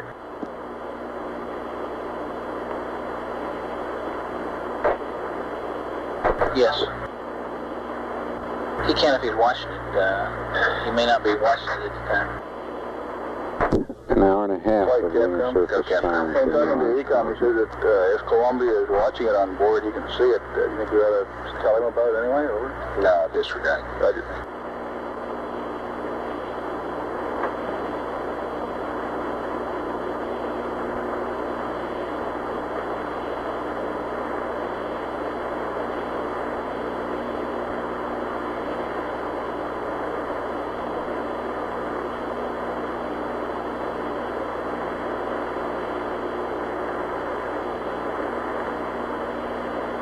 The passive seismometer has been deployed manually.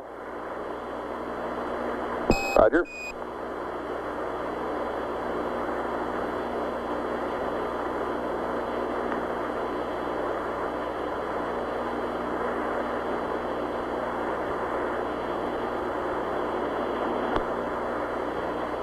They've been on the portable life support systems for 2 hours now.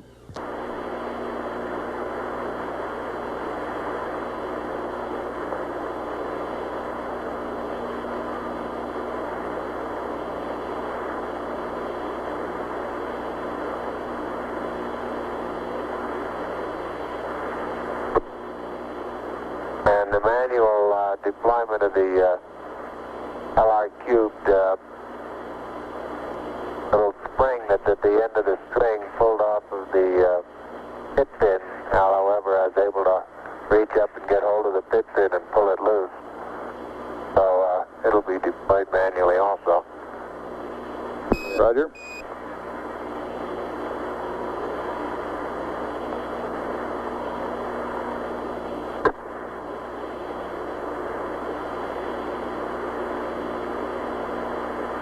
And the panorama is complete, and About the limb 730 position at about 60 feet.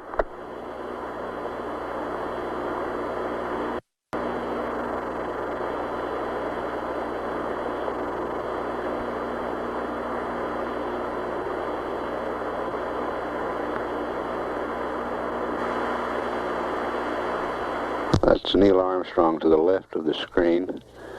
By that. Doors are closed and locked. Roger.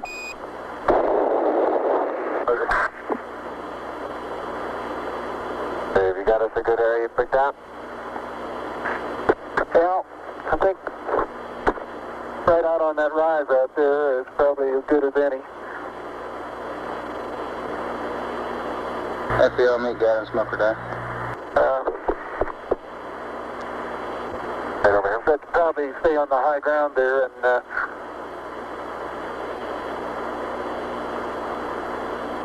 Watch at the edge of that crater is yeah, that's real soft there, isn't it?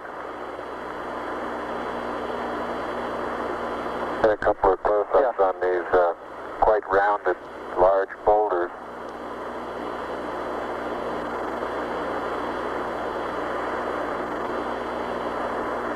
Buzz Aldrin coming into view on the right, carrying the two experiments. About 40 feet out. I'd say out to the end of that next... Well, it's going to be a little difficult to find a good level spot here. top of that next little ridge there. Wouldn't that be a pretty good place?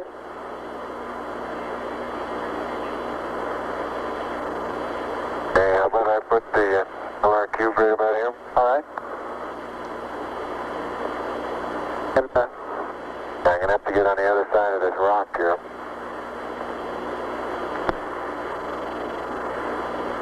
I would go right around that crater to the left there. Isn't that a level spot there?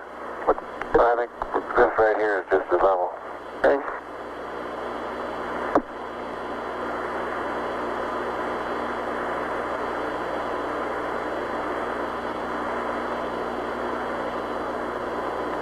And they will be out of the camera's field of view while setting up these experiments.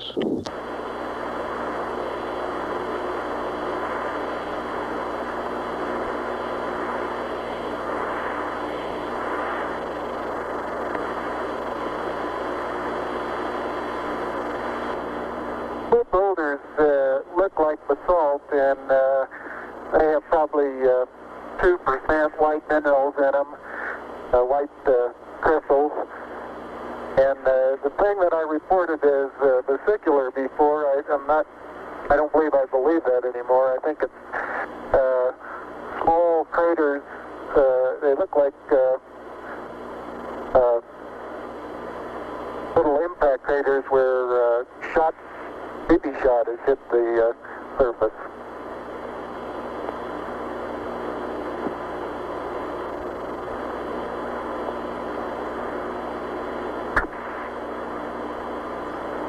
EMU flight.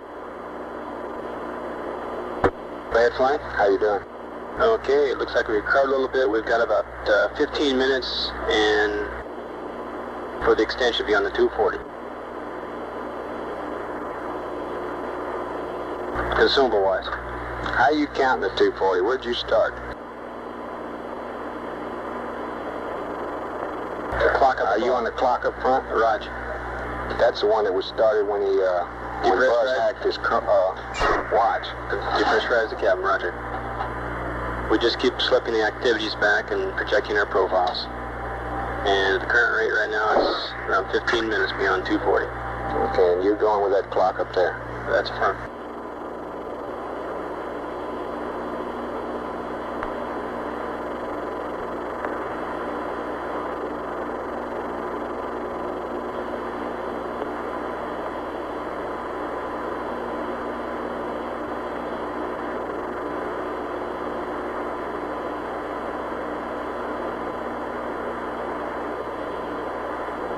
FBO, meet guidance, smoker deck.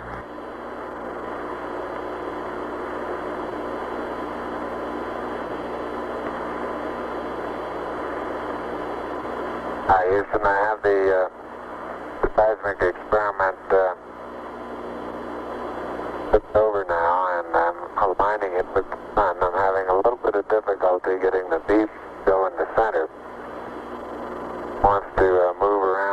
ground on the outside. Find any flat penny hole. You're cutting out again, Buzz.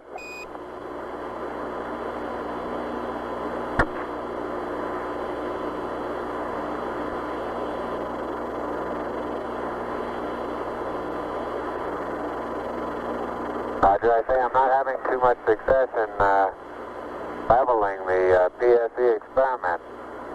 Flight experiments. The main thing is get the ball off the edge. Get what? Get the ball off the edge. It does not necessarily have to be centered if you can't center it. Get the ball off the edge. Yeah, he said he was having trouble getting it off the outside at all. I thought he said getting out center. I miscopied then. So it seemed to be going around the outside.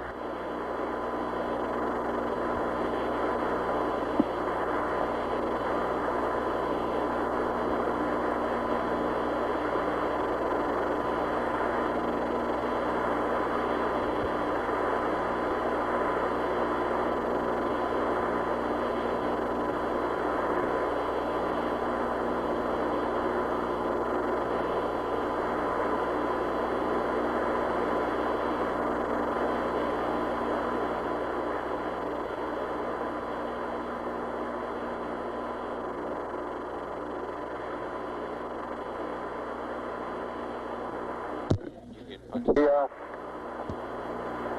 laser reflector Yeah, you is fly unit. Is that 15 minutes on water? That's a firm.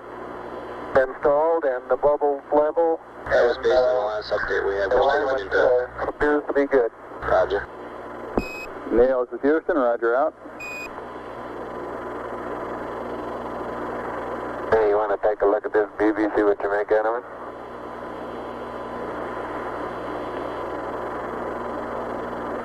I found it pretty hard to get perfectly level too.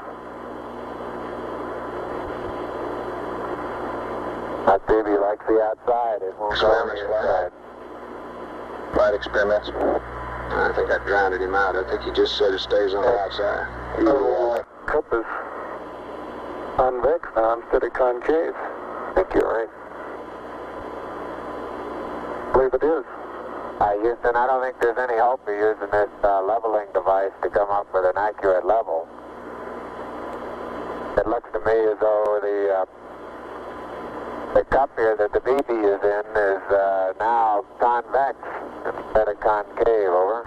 Let's have him not to fight it too long in flight. Let's press on. Forget it. Roger 11, press on. If you think it looks level by eyeball, go ahead. Okay.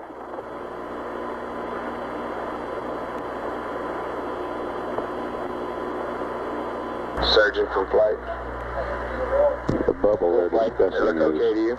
on a leveling device on the Okay. passive seismometer.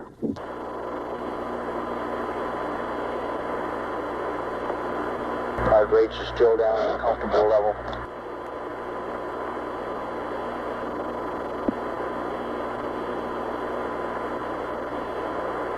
One going, huh? Okay, Capcom FAO flight, surgeon and EMU on the loop.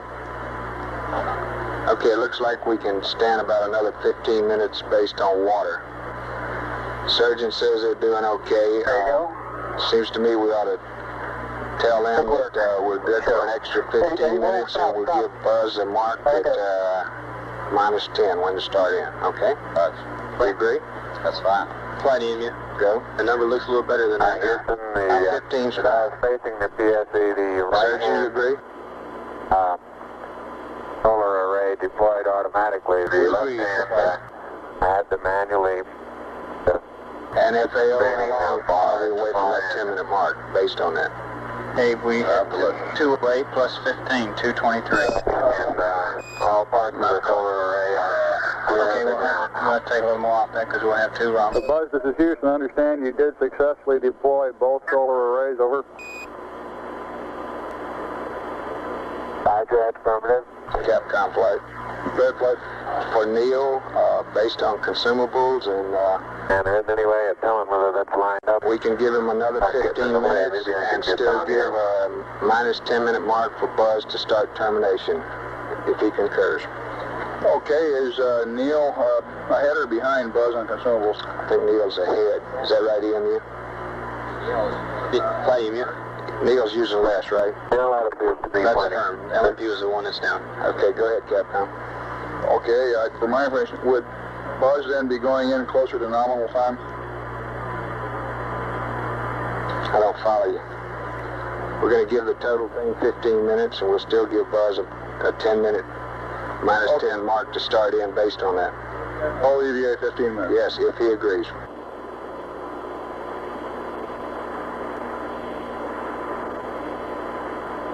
Neil, this is Houston, over. Go ahead, Houston. All right, we've been looking at your consumables, and you're in good shape.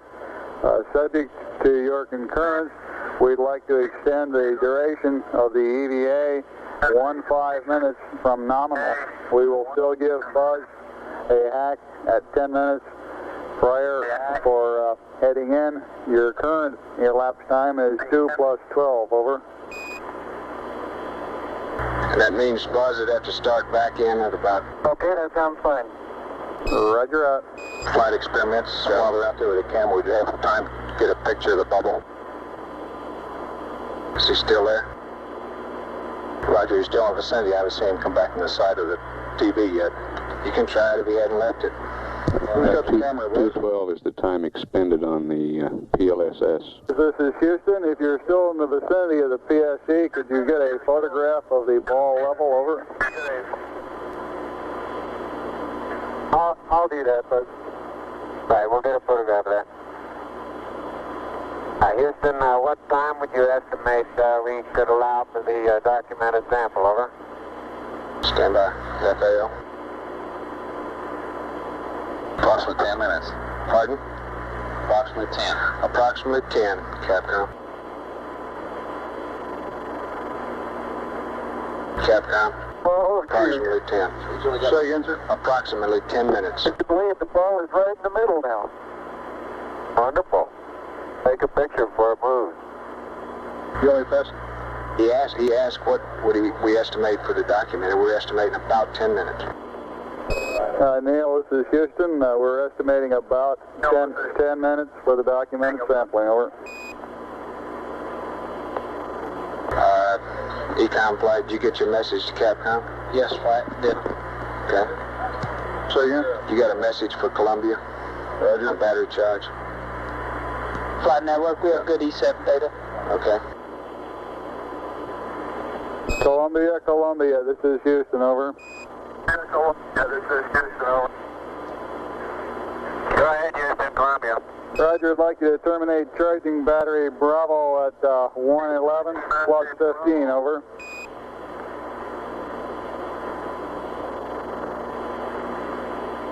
How about right now? Roger.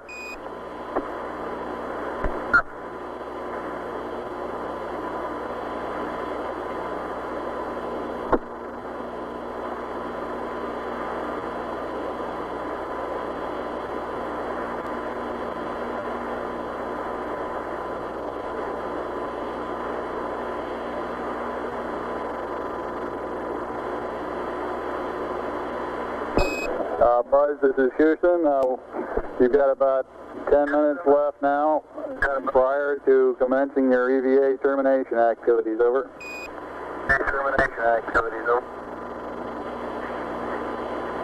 Roger, I understand.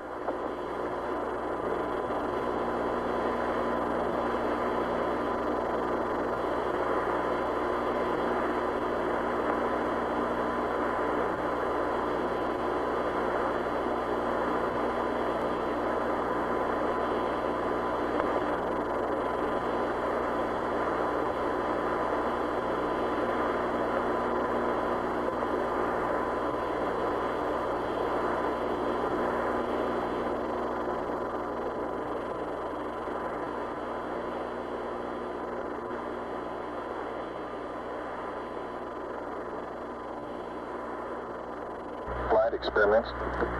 Go ahead. Roger, we've uncaged. Working well. Say a lot of short period seismic activity. Short period Z. You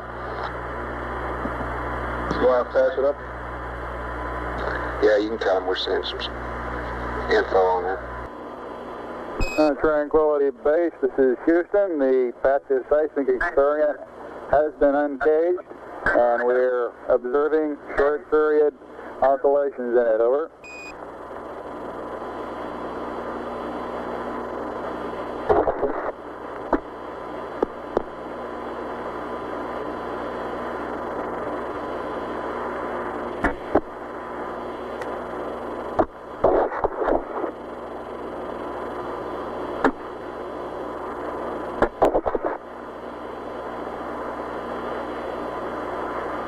Flight EVA, go.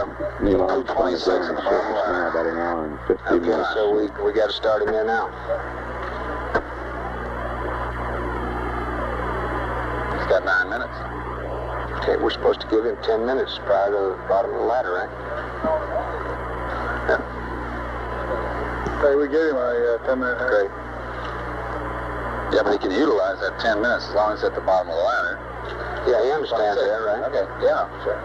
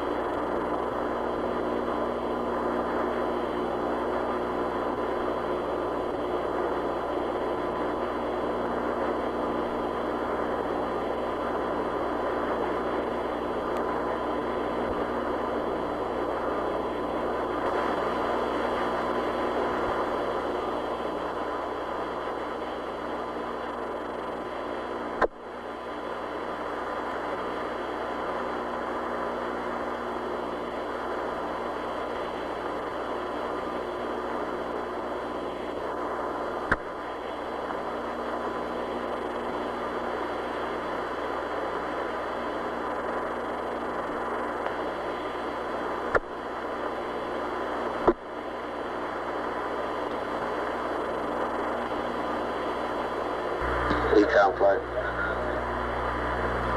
Flight econ. Did you get the battery charge off? Yes, the battery charge was terminated and everything looks good for LOS flight. How about you, GMC? Everything looks good, flight. We're good. Roger. Telcom, how are you? We're looking good, flight. In the foreground, Buzz Aldrin is collecting a core tube sample.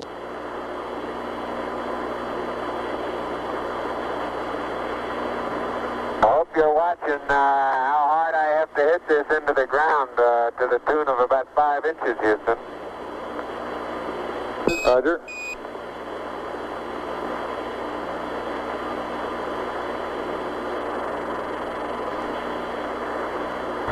Experiments flight. It's almost 2 core tubes in the solar winds. What you want?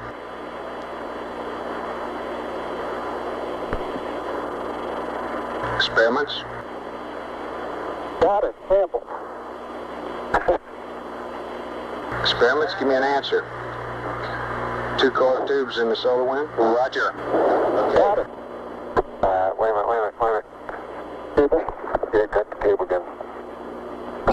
Neil and Buzz, this is Houston. We'd like you to... You're right. Turn to your right. Not clear? Not quite. Neil, this is Houston. We'd like you all to get 2 core tubes and the solar wind experiment. 2 core tubes and the solar wind, over. Roger.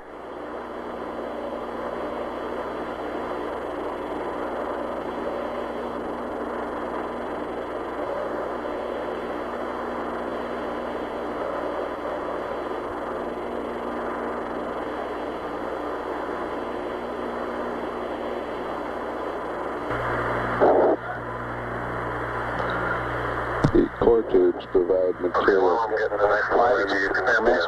Go.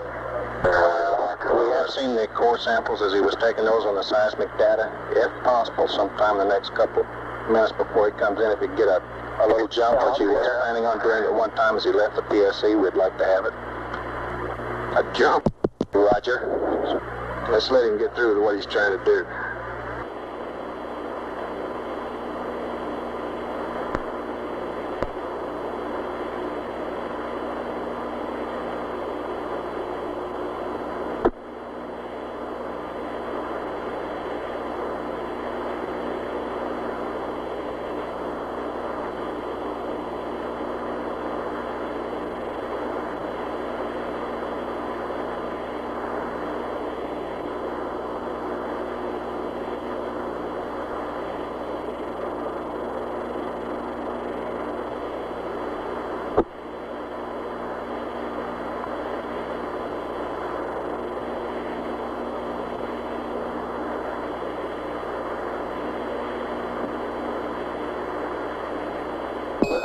Buzz, this is Houston. You have approximately 3 minutes until you must commence your EVA termination activities. Over. EVA termination activities. Over.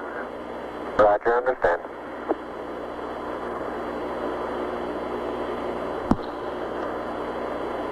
Columbia, this is Houston. Approximately 1 minute to LOS. Over. 1 minute. Columbia, roger. And do you plan on commencing your sleep on the backside this pass? If so, we'll disable uplink to you while we're talking to the LEM. Over. While we're talking. Capcom flight. Go ahead, flight. After we get this core tubes and the solar wind, if we can get anything else into that box within the time. Houston, were you able to record in a documentary way where the two core tube samples were taken? Do we experiments? Negative. Tell them what I said, Capcom. He asked if we wanted to... I didn't get a stereo view of those two, but they're right in the vicinity of the solar wind. You said anything else I can get in the box? That's right. Neil, this is Houston. After you've got the core tubes and the solar wind, anything else that you can throw into the box would be acceptable. Columbia. I do.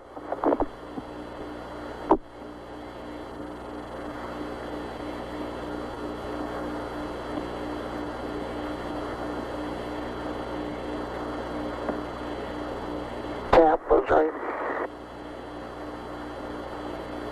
I got the cap. Got the cap? They're both good caps on them. Okay. And you want to pick up some stuff and I'll Get these receptacles. throw the solar wind in. EMU flight. Go ahead, flight. How you doing? We're real fine, flight. You know, we had a little extra lifetime there. Okay, Sergeant Flight, how are you? Doing fine, Flight. Roger. Buzz Aldrin retrieving the solar wind experiment.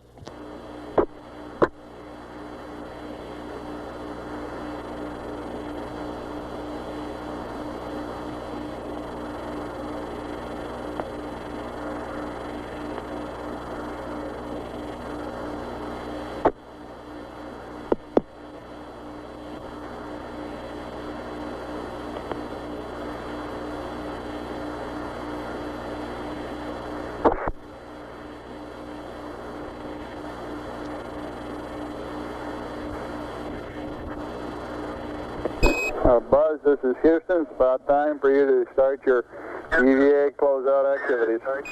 Capcom flight. Go ahead, flight. Who gets the film? Roger. Buzz or Neil? On the close-up camera? Roger, I'm looking They've now. been on their life support system. On their life support systems, 2 hours, 25 minutes. How about film magazine?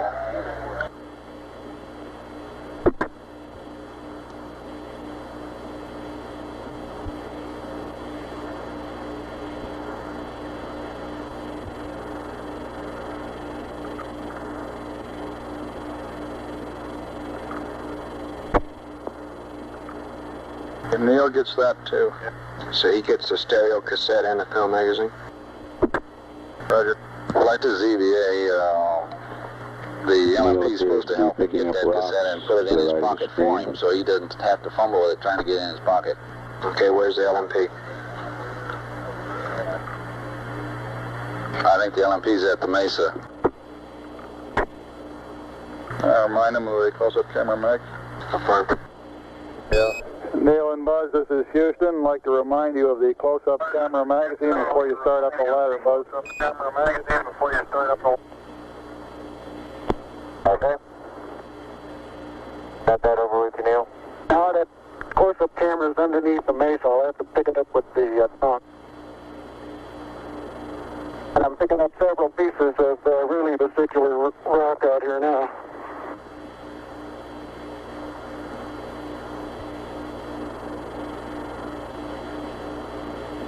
You didn't get anything in those environmental samples, did you? Not yet. I don't think we'll have time. No, they don't have time for that, Capcom. Press on with the close-up camera and close up. Yeah, let's get Buzz started close up. Roger, Neil and Buzz. Press on with getting the close-up camera magazine and closing out of the sample return container. You're running a little low on time. Roger.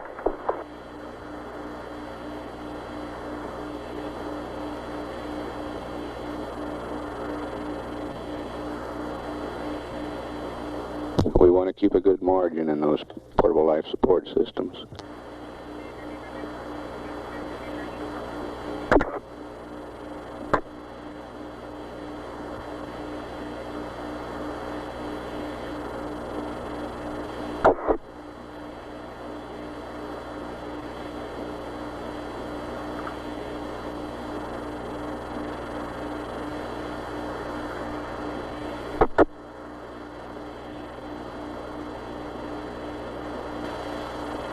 Okay, can you quickly stick this in my pocket, Neil, and I'll head on up the ladder. Capcom flight. Good flight. What Buzz just say? He asked Neil to put the close-up camera film in his pocket and he'd head up the ladder. My flight plan shows, right.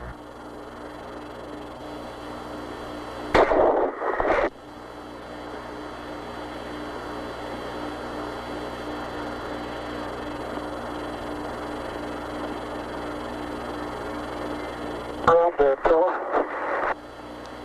Just hold it right there. Okay, let the pocket go. Stop Buzz. Got it. Okay. Adios, amigos. Hey. Anything more before I head on up? Could we get the ladder? One jump, please. Up the ladder, Capcom. Negative. Head on up the ladder, Buzz. Head on up, Buzz.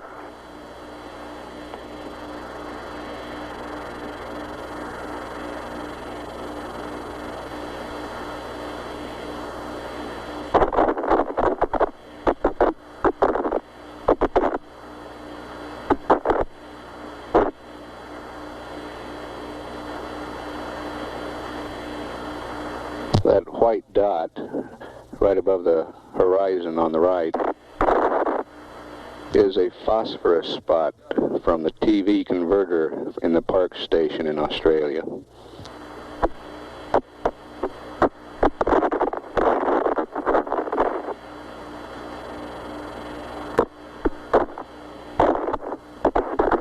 EMU flight. Go ahead. Okay.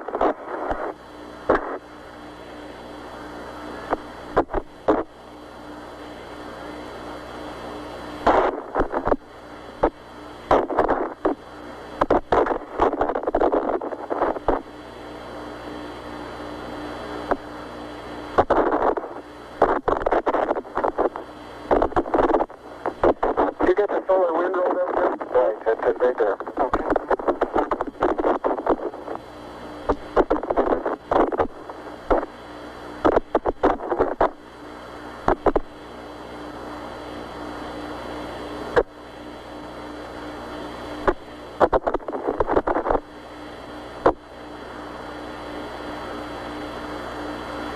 I think you can reach this hook that's hanging over here. You might entertain the idea of sending up the second one that way. Okay.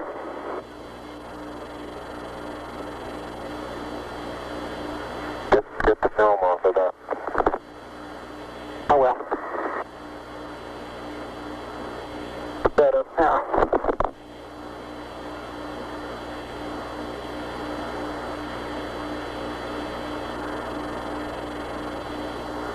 Okay, I'm heading on in. Okay. And I'll get the LEC already. Start box. Telcom, control flight. Go flight, watch your switches and circuit breakers now. Roger.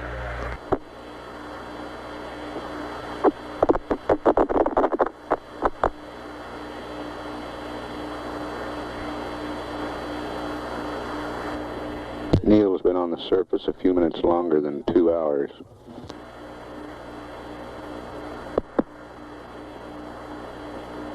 Buzz approximately 20 minutes less than that. Neil, this is Houston. Did the Hasselblad magazine go up on that sample return container also? Sample return container also. I've got the Hasselblad magazine hooked to the SRC now, yeah. Roger.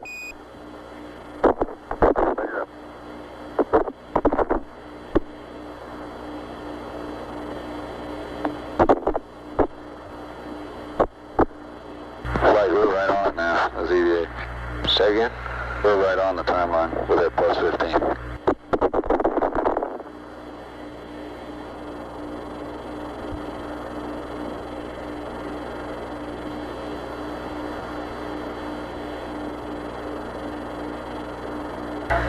Ecom GMC flight.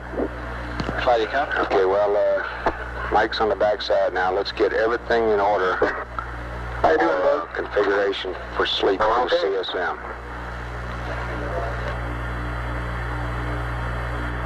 Roger, flight.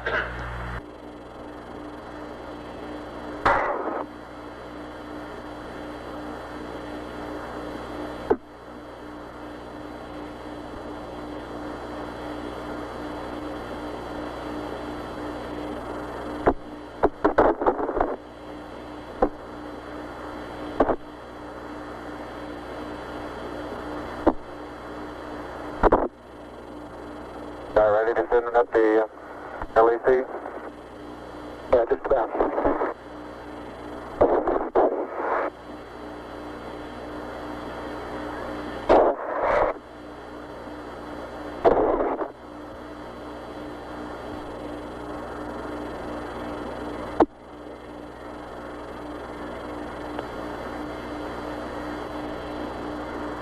Okay.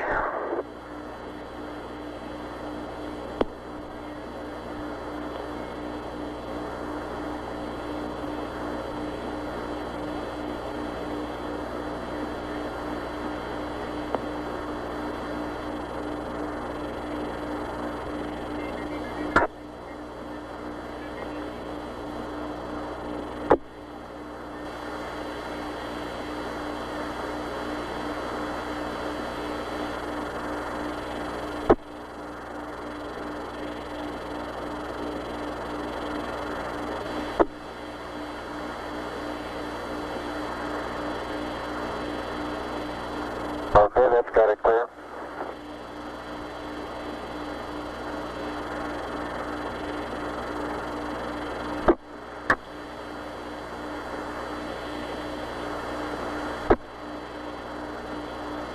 Transferring the sample containers into the LEM cabin now.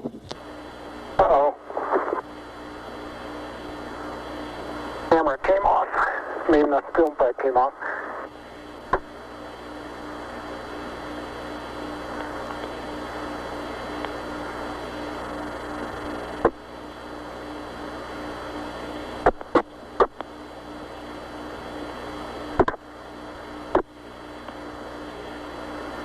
Okay, just ease it down now. Don't pull so hard on it. Alright, let it go.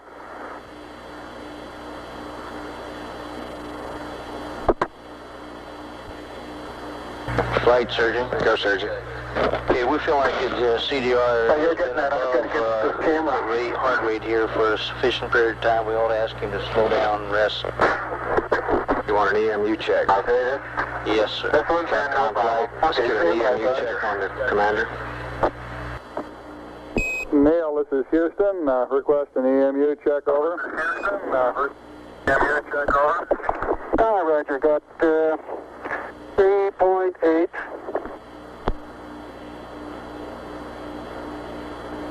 And I got 54 on the O2 and no flags. And my flow is in. Flight experiments. Go. Lake Observatory, dig, get a return on the laser. Roger.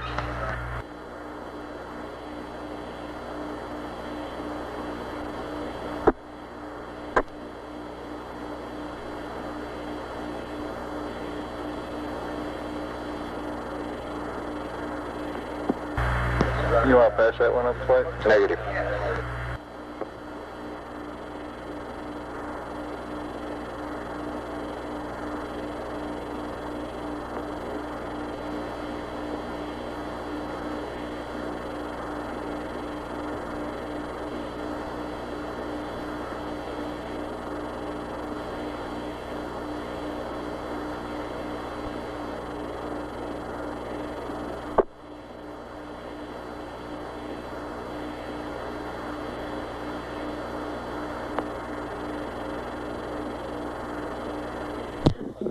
Moonwalk Observatory in California reports a return on the laser. Good, but no response necessary, but we're in good shape on consumables on CDR.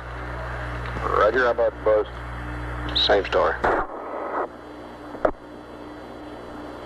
Neil and Buzz, for your information, your consumables remain in good shape. Out. In good shape. Roger. That's coming, Neil. Okay, I've got one side hooked up to the second box, and I got the fuel bag on. Okay, good.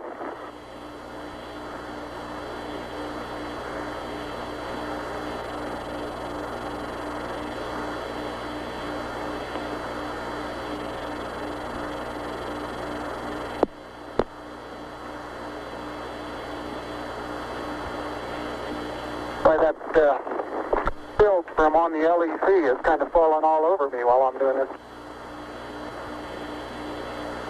Well, that's good, huh?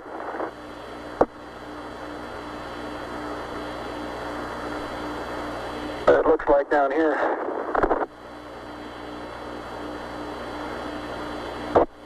I think my watch stopped, Neil. Hit it.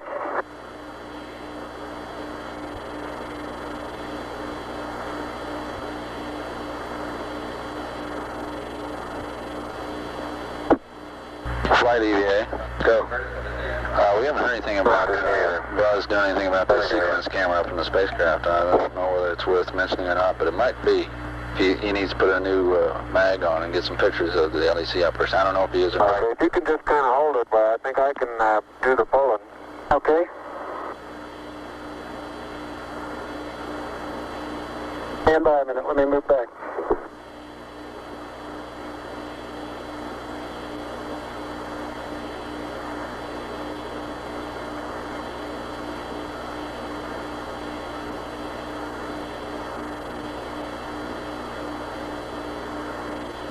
Okay, easy. All right, easy on the hatch now.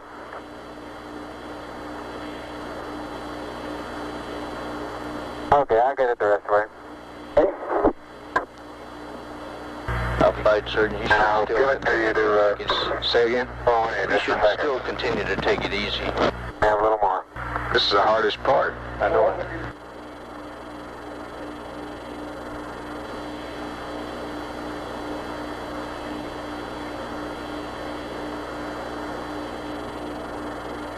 Hours, 40 minutes on the PLSSs.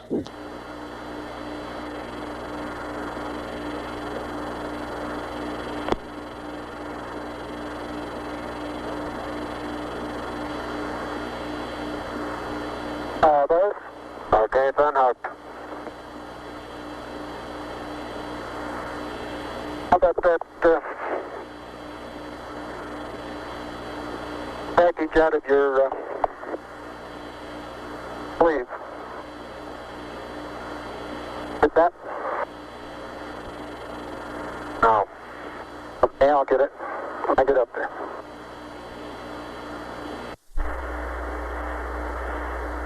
Got it now? That's all.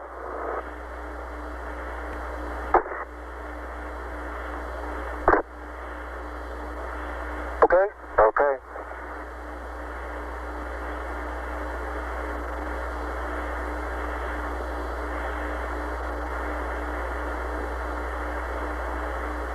Flight EVA, if they drop that mag, they ought to get it. Did they get that mag, Capcom? Neil, this is Houston. Did you get the Hasselblad magazine? Yes, I did.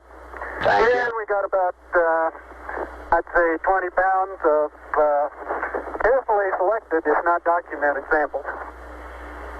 Houston, roger. Well done. Out. The second box.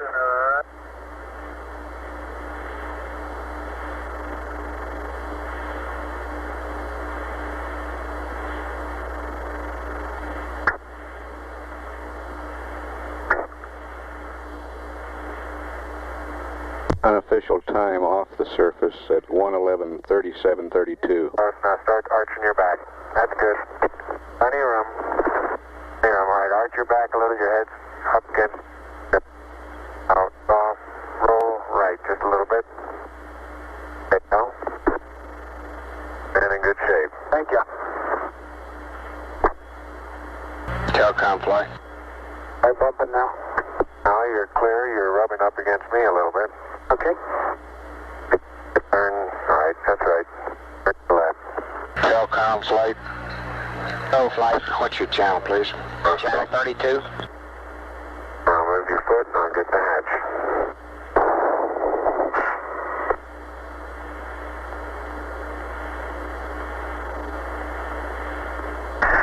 Okay.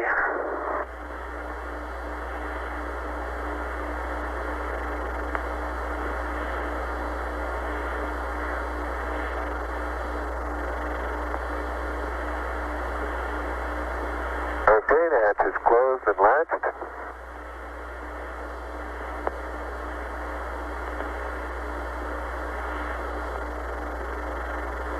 And verified secure. Okay. It's pressurizing. Yeah, that's what I'm looking for.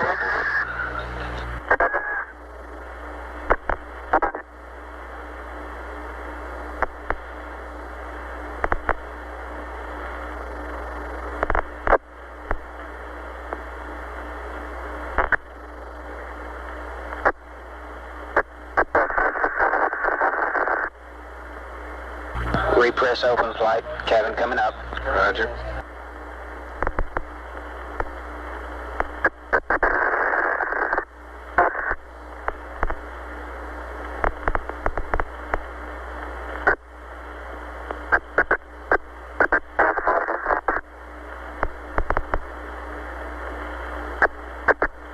Flight 5. Cabin pressure coming up. Real quick, about Cliff, 2.7. MPAD would like us to have us support one more sighting if it's all right with you. We haven't seen it 3 times. That's phony flight. That's why they'd like to try this one last one. What new data do we have? Oh, just MPAD science. Well, we have a new set of coordinates? Yes. Four And what we'd like to do is uplink a statement to Columbia as soon as he pokes around the hill and reading this data. Just let him try one more time. Hey, he's supposed to be getting some sleep in here somewhere. No, not yet, Capcom. FAO flight. Go flying. Check your flight plan for Columbia from this point on, will you? Show the cabin at 4.8. Our flight plan for at this point on, Columbia goes to sleep the same time the limb guys do. That's what I thought. That's right. Flight Telcom cabin pressure is up. Roger. We're running about an hour later than this flight Roger. plan. Okay, Fido flight, get all your data together. We'll try it one more time. Roger, thank you, flight. FAO, will you get the information together? Roger, flight. GNC flight? Flight GNC. We okay on consumables or on propellant? That's affirmative, flight. Okay.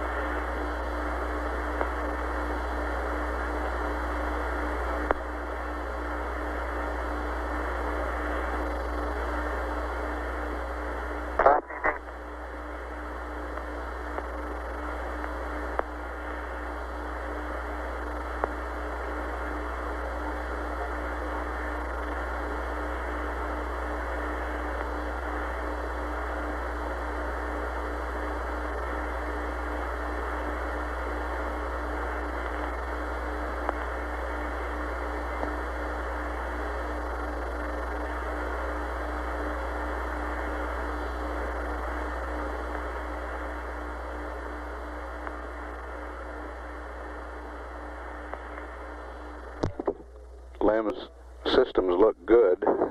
Crewmen should now be transferring back to Tranquility Base's environmental control system, and later we'll switch to the vehicle's communication system. We estimate it'll be another 10 to 15 minutes before they're on the LEM communication system.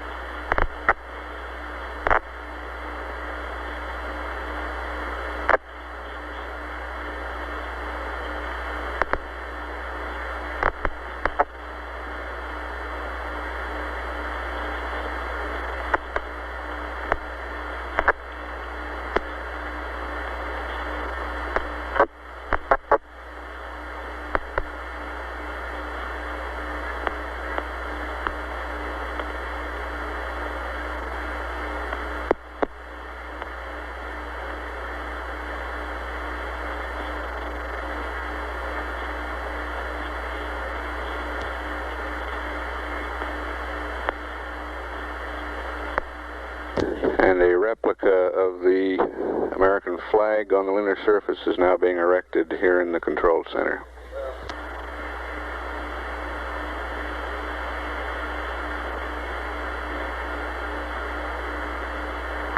And a replica of the plaque on Tranquility Base has been hung on the wall.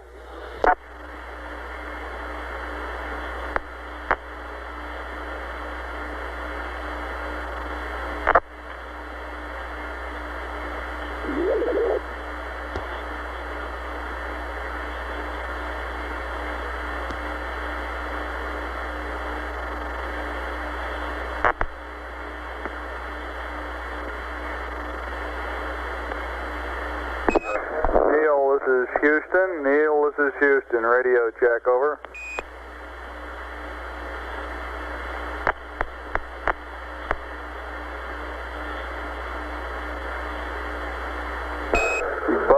Buzz. This is Houston. Radio check, over.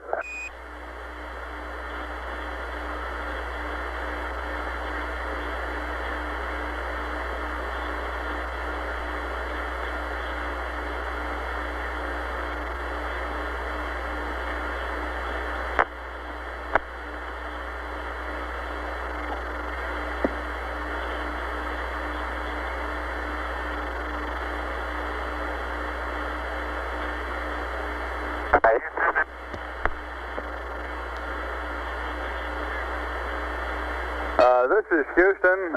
I copy a transmission calling Houston. All else was broken up, over.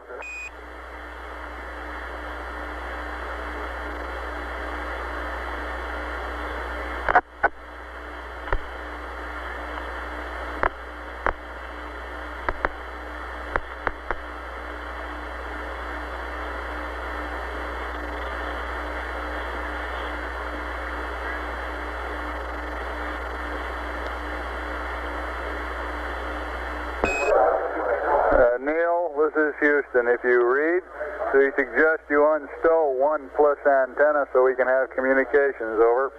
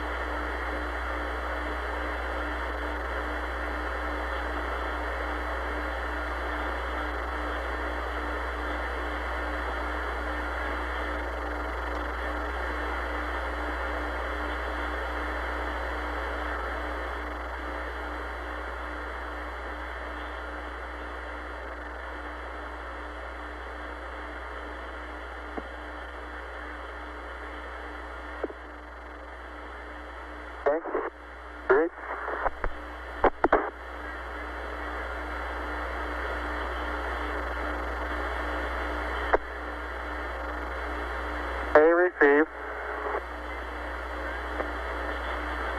B off. Neil, this is Houston. We seem to be reading you now. How do you read us, over? ICS, push to talk. Relay.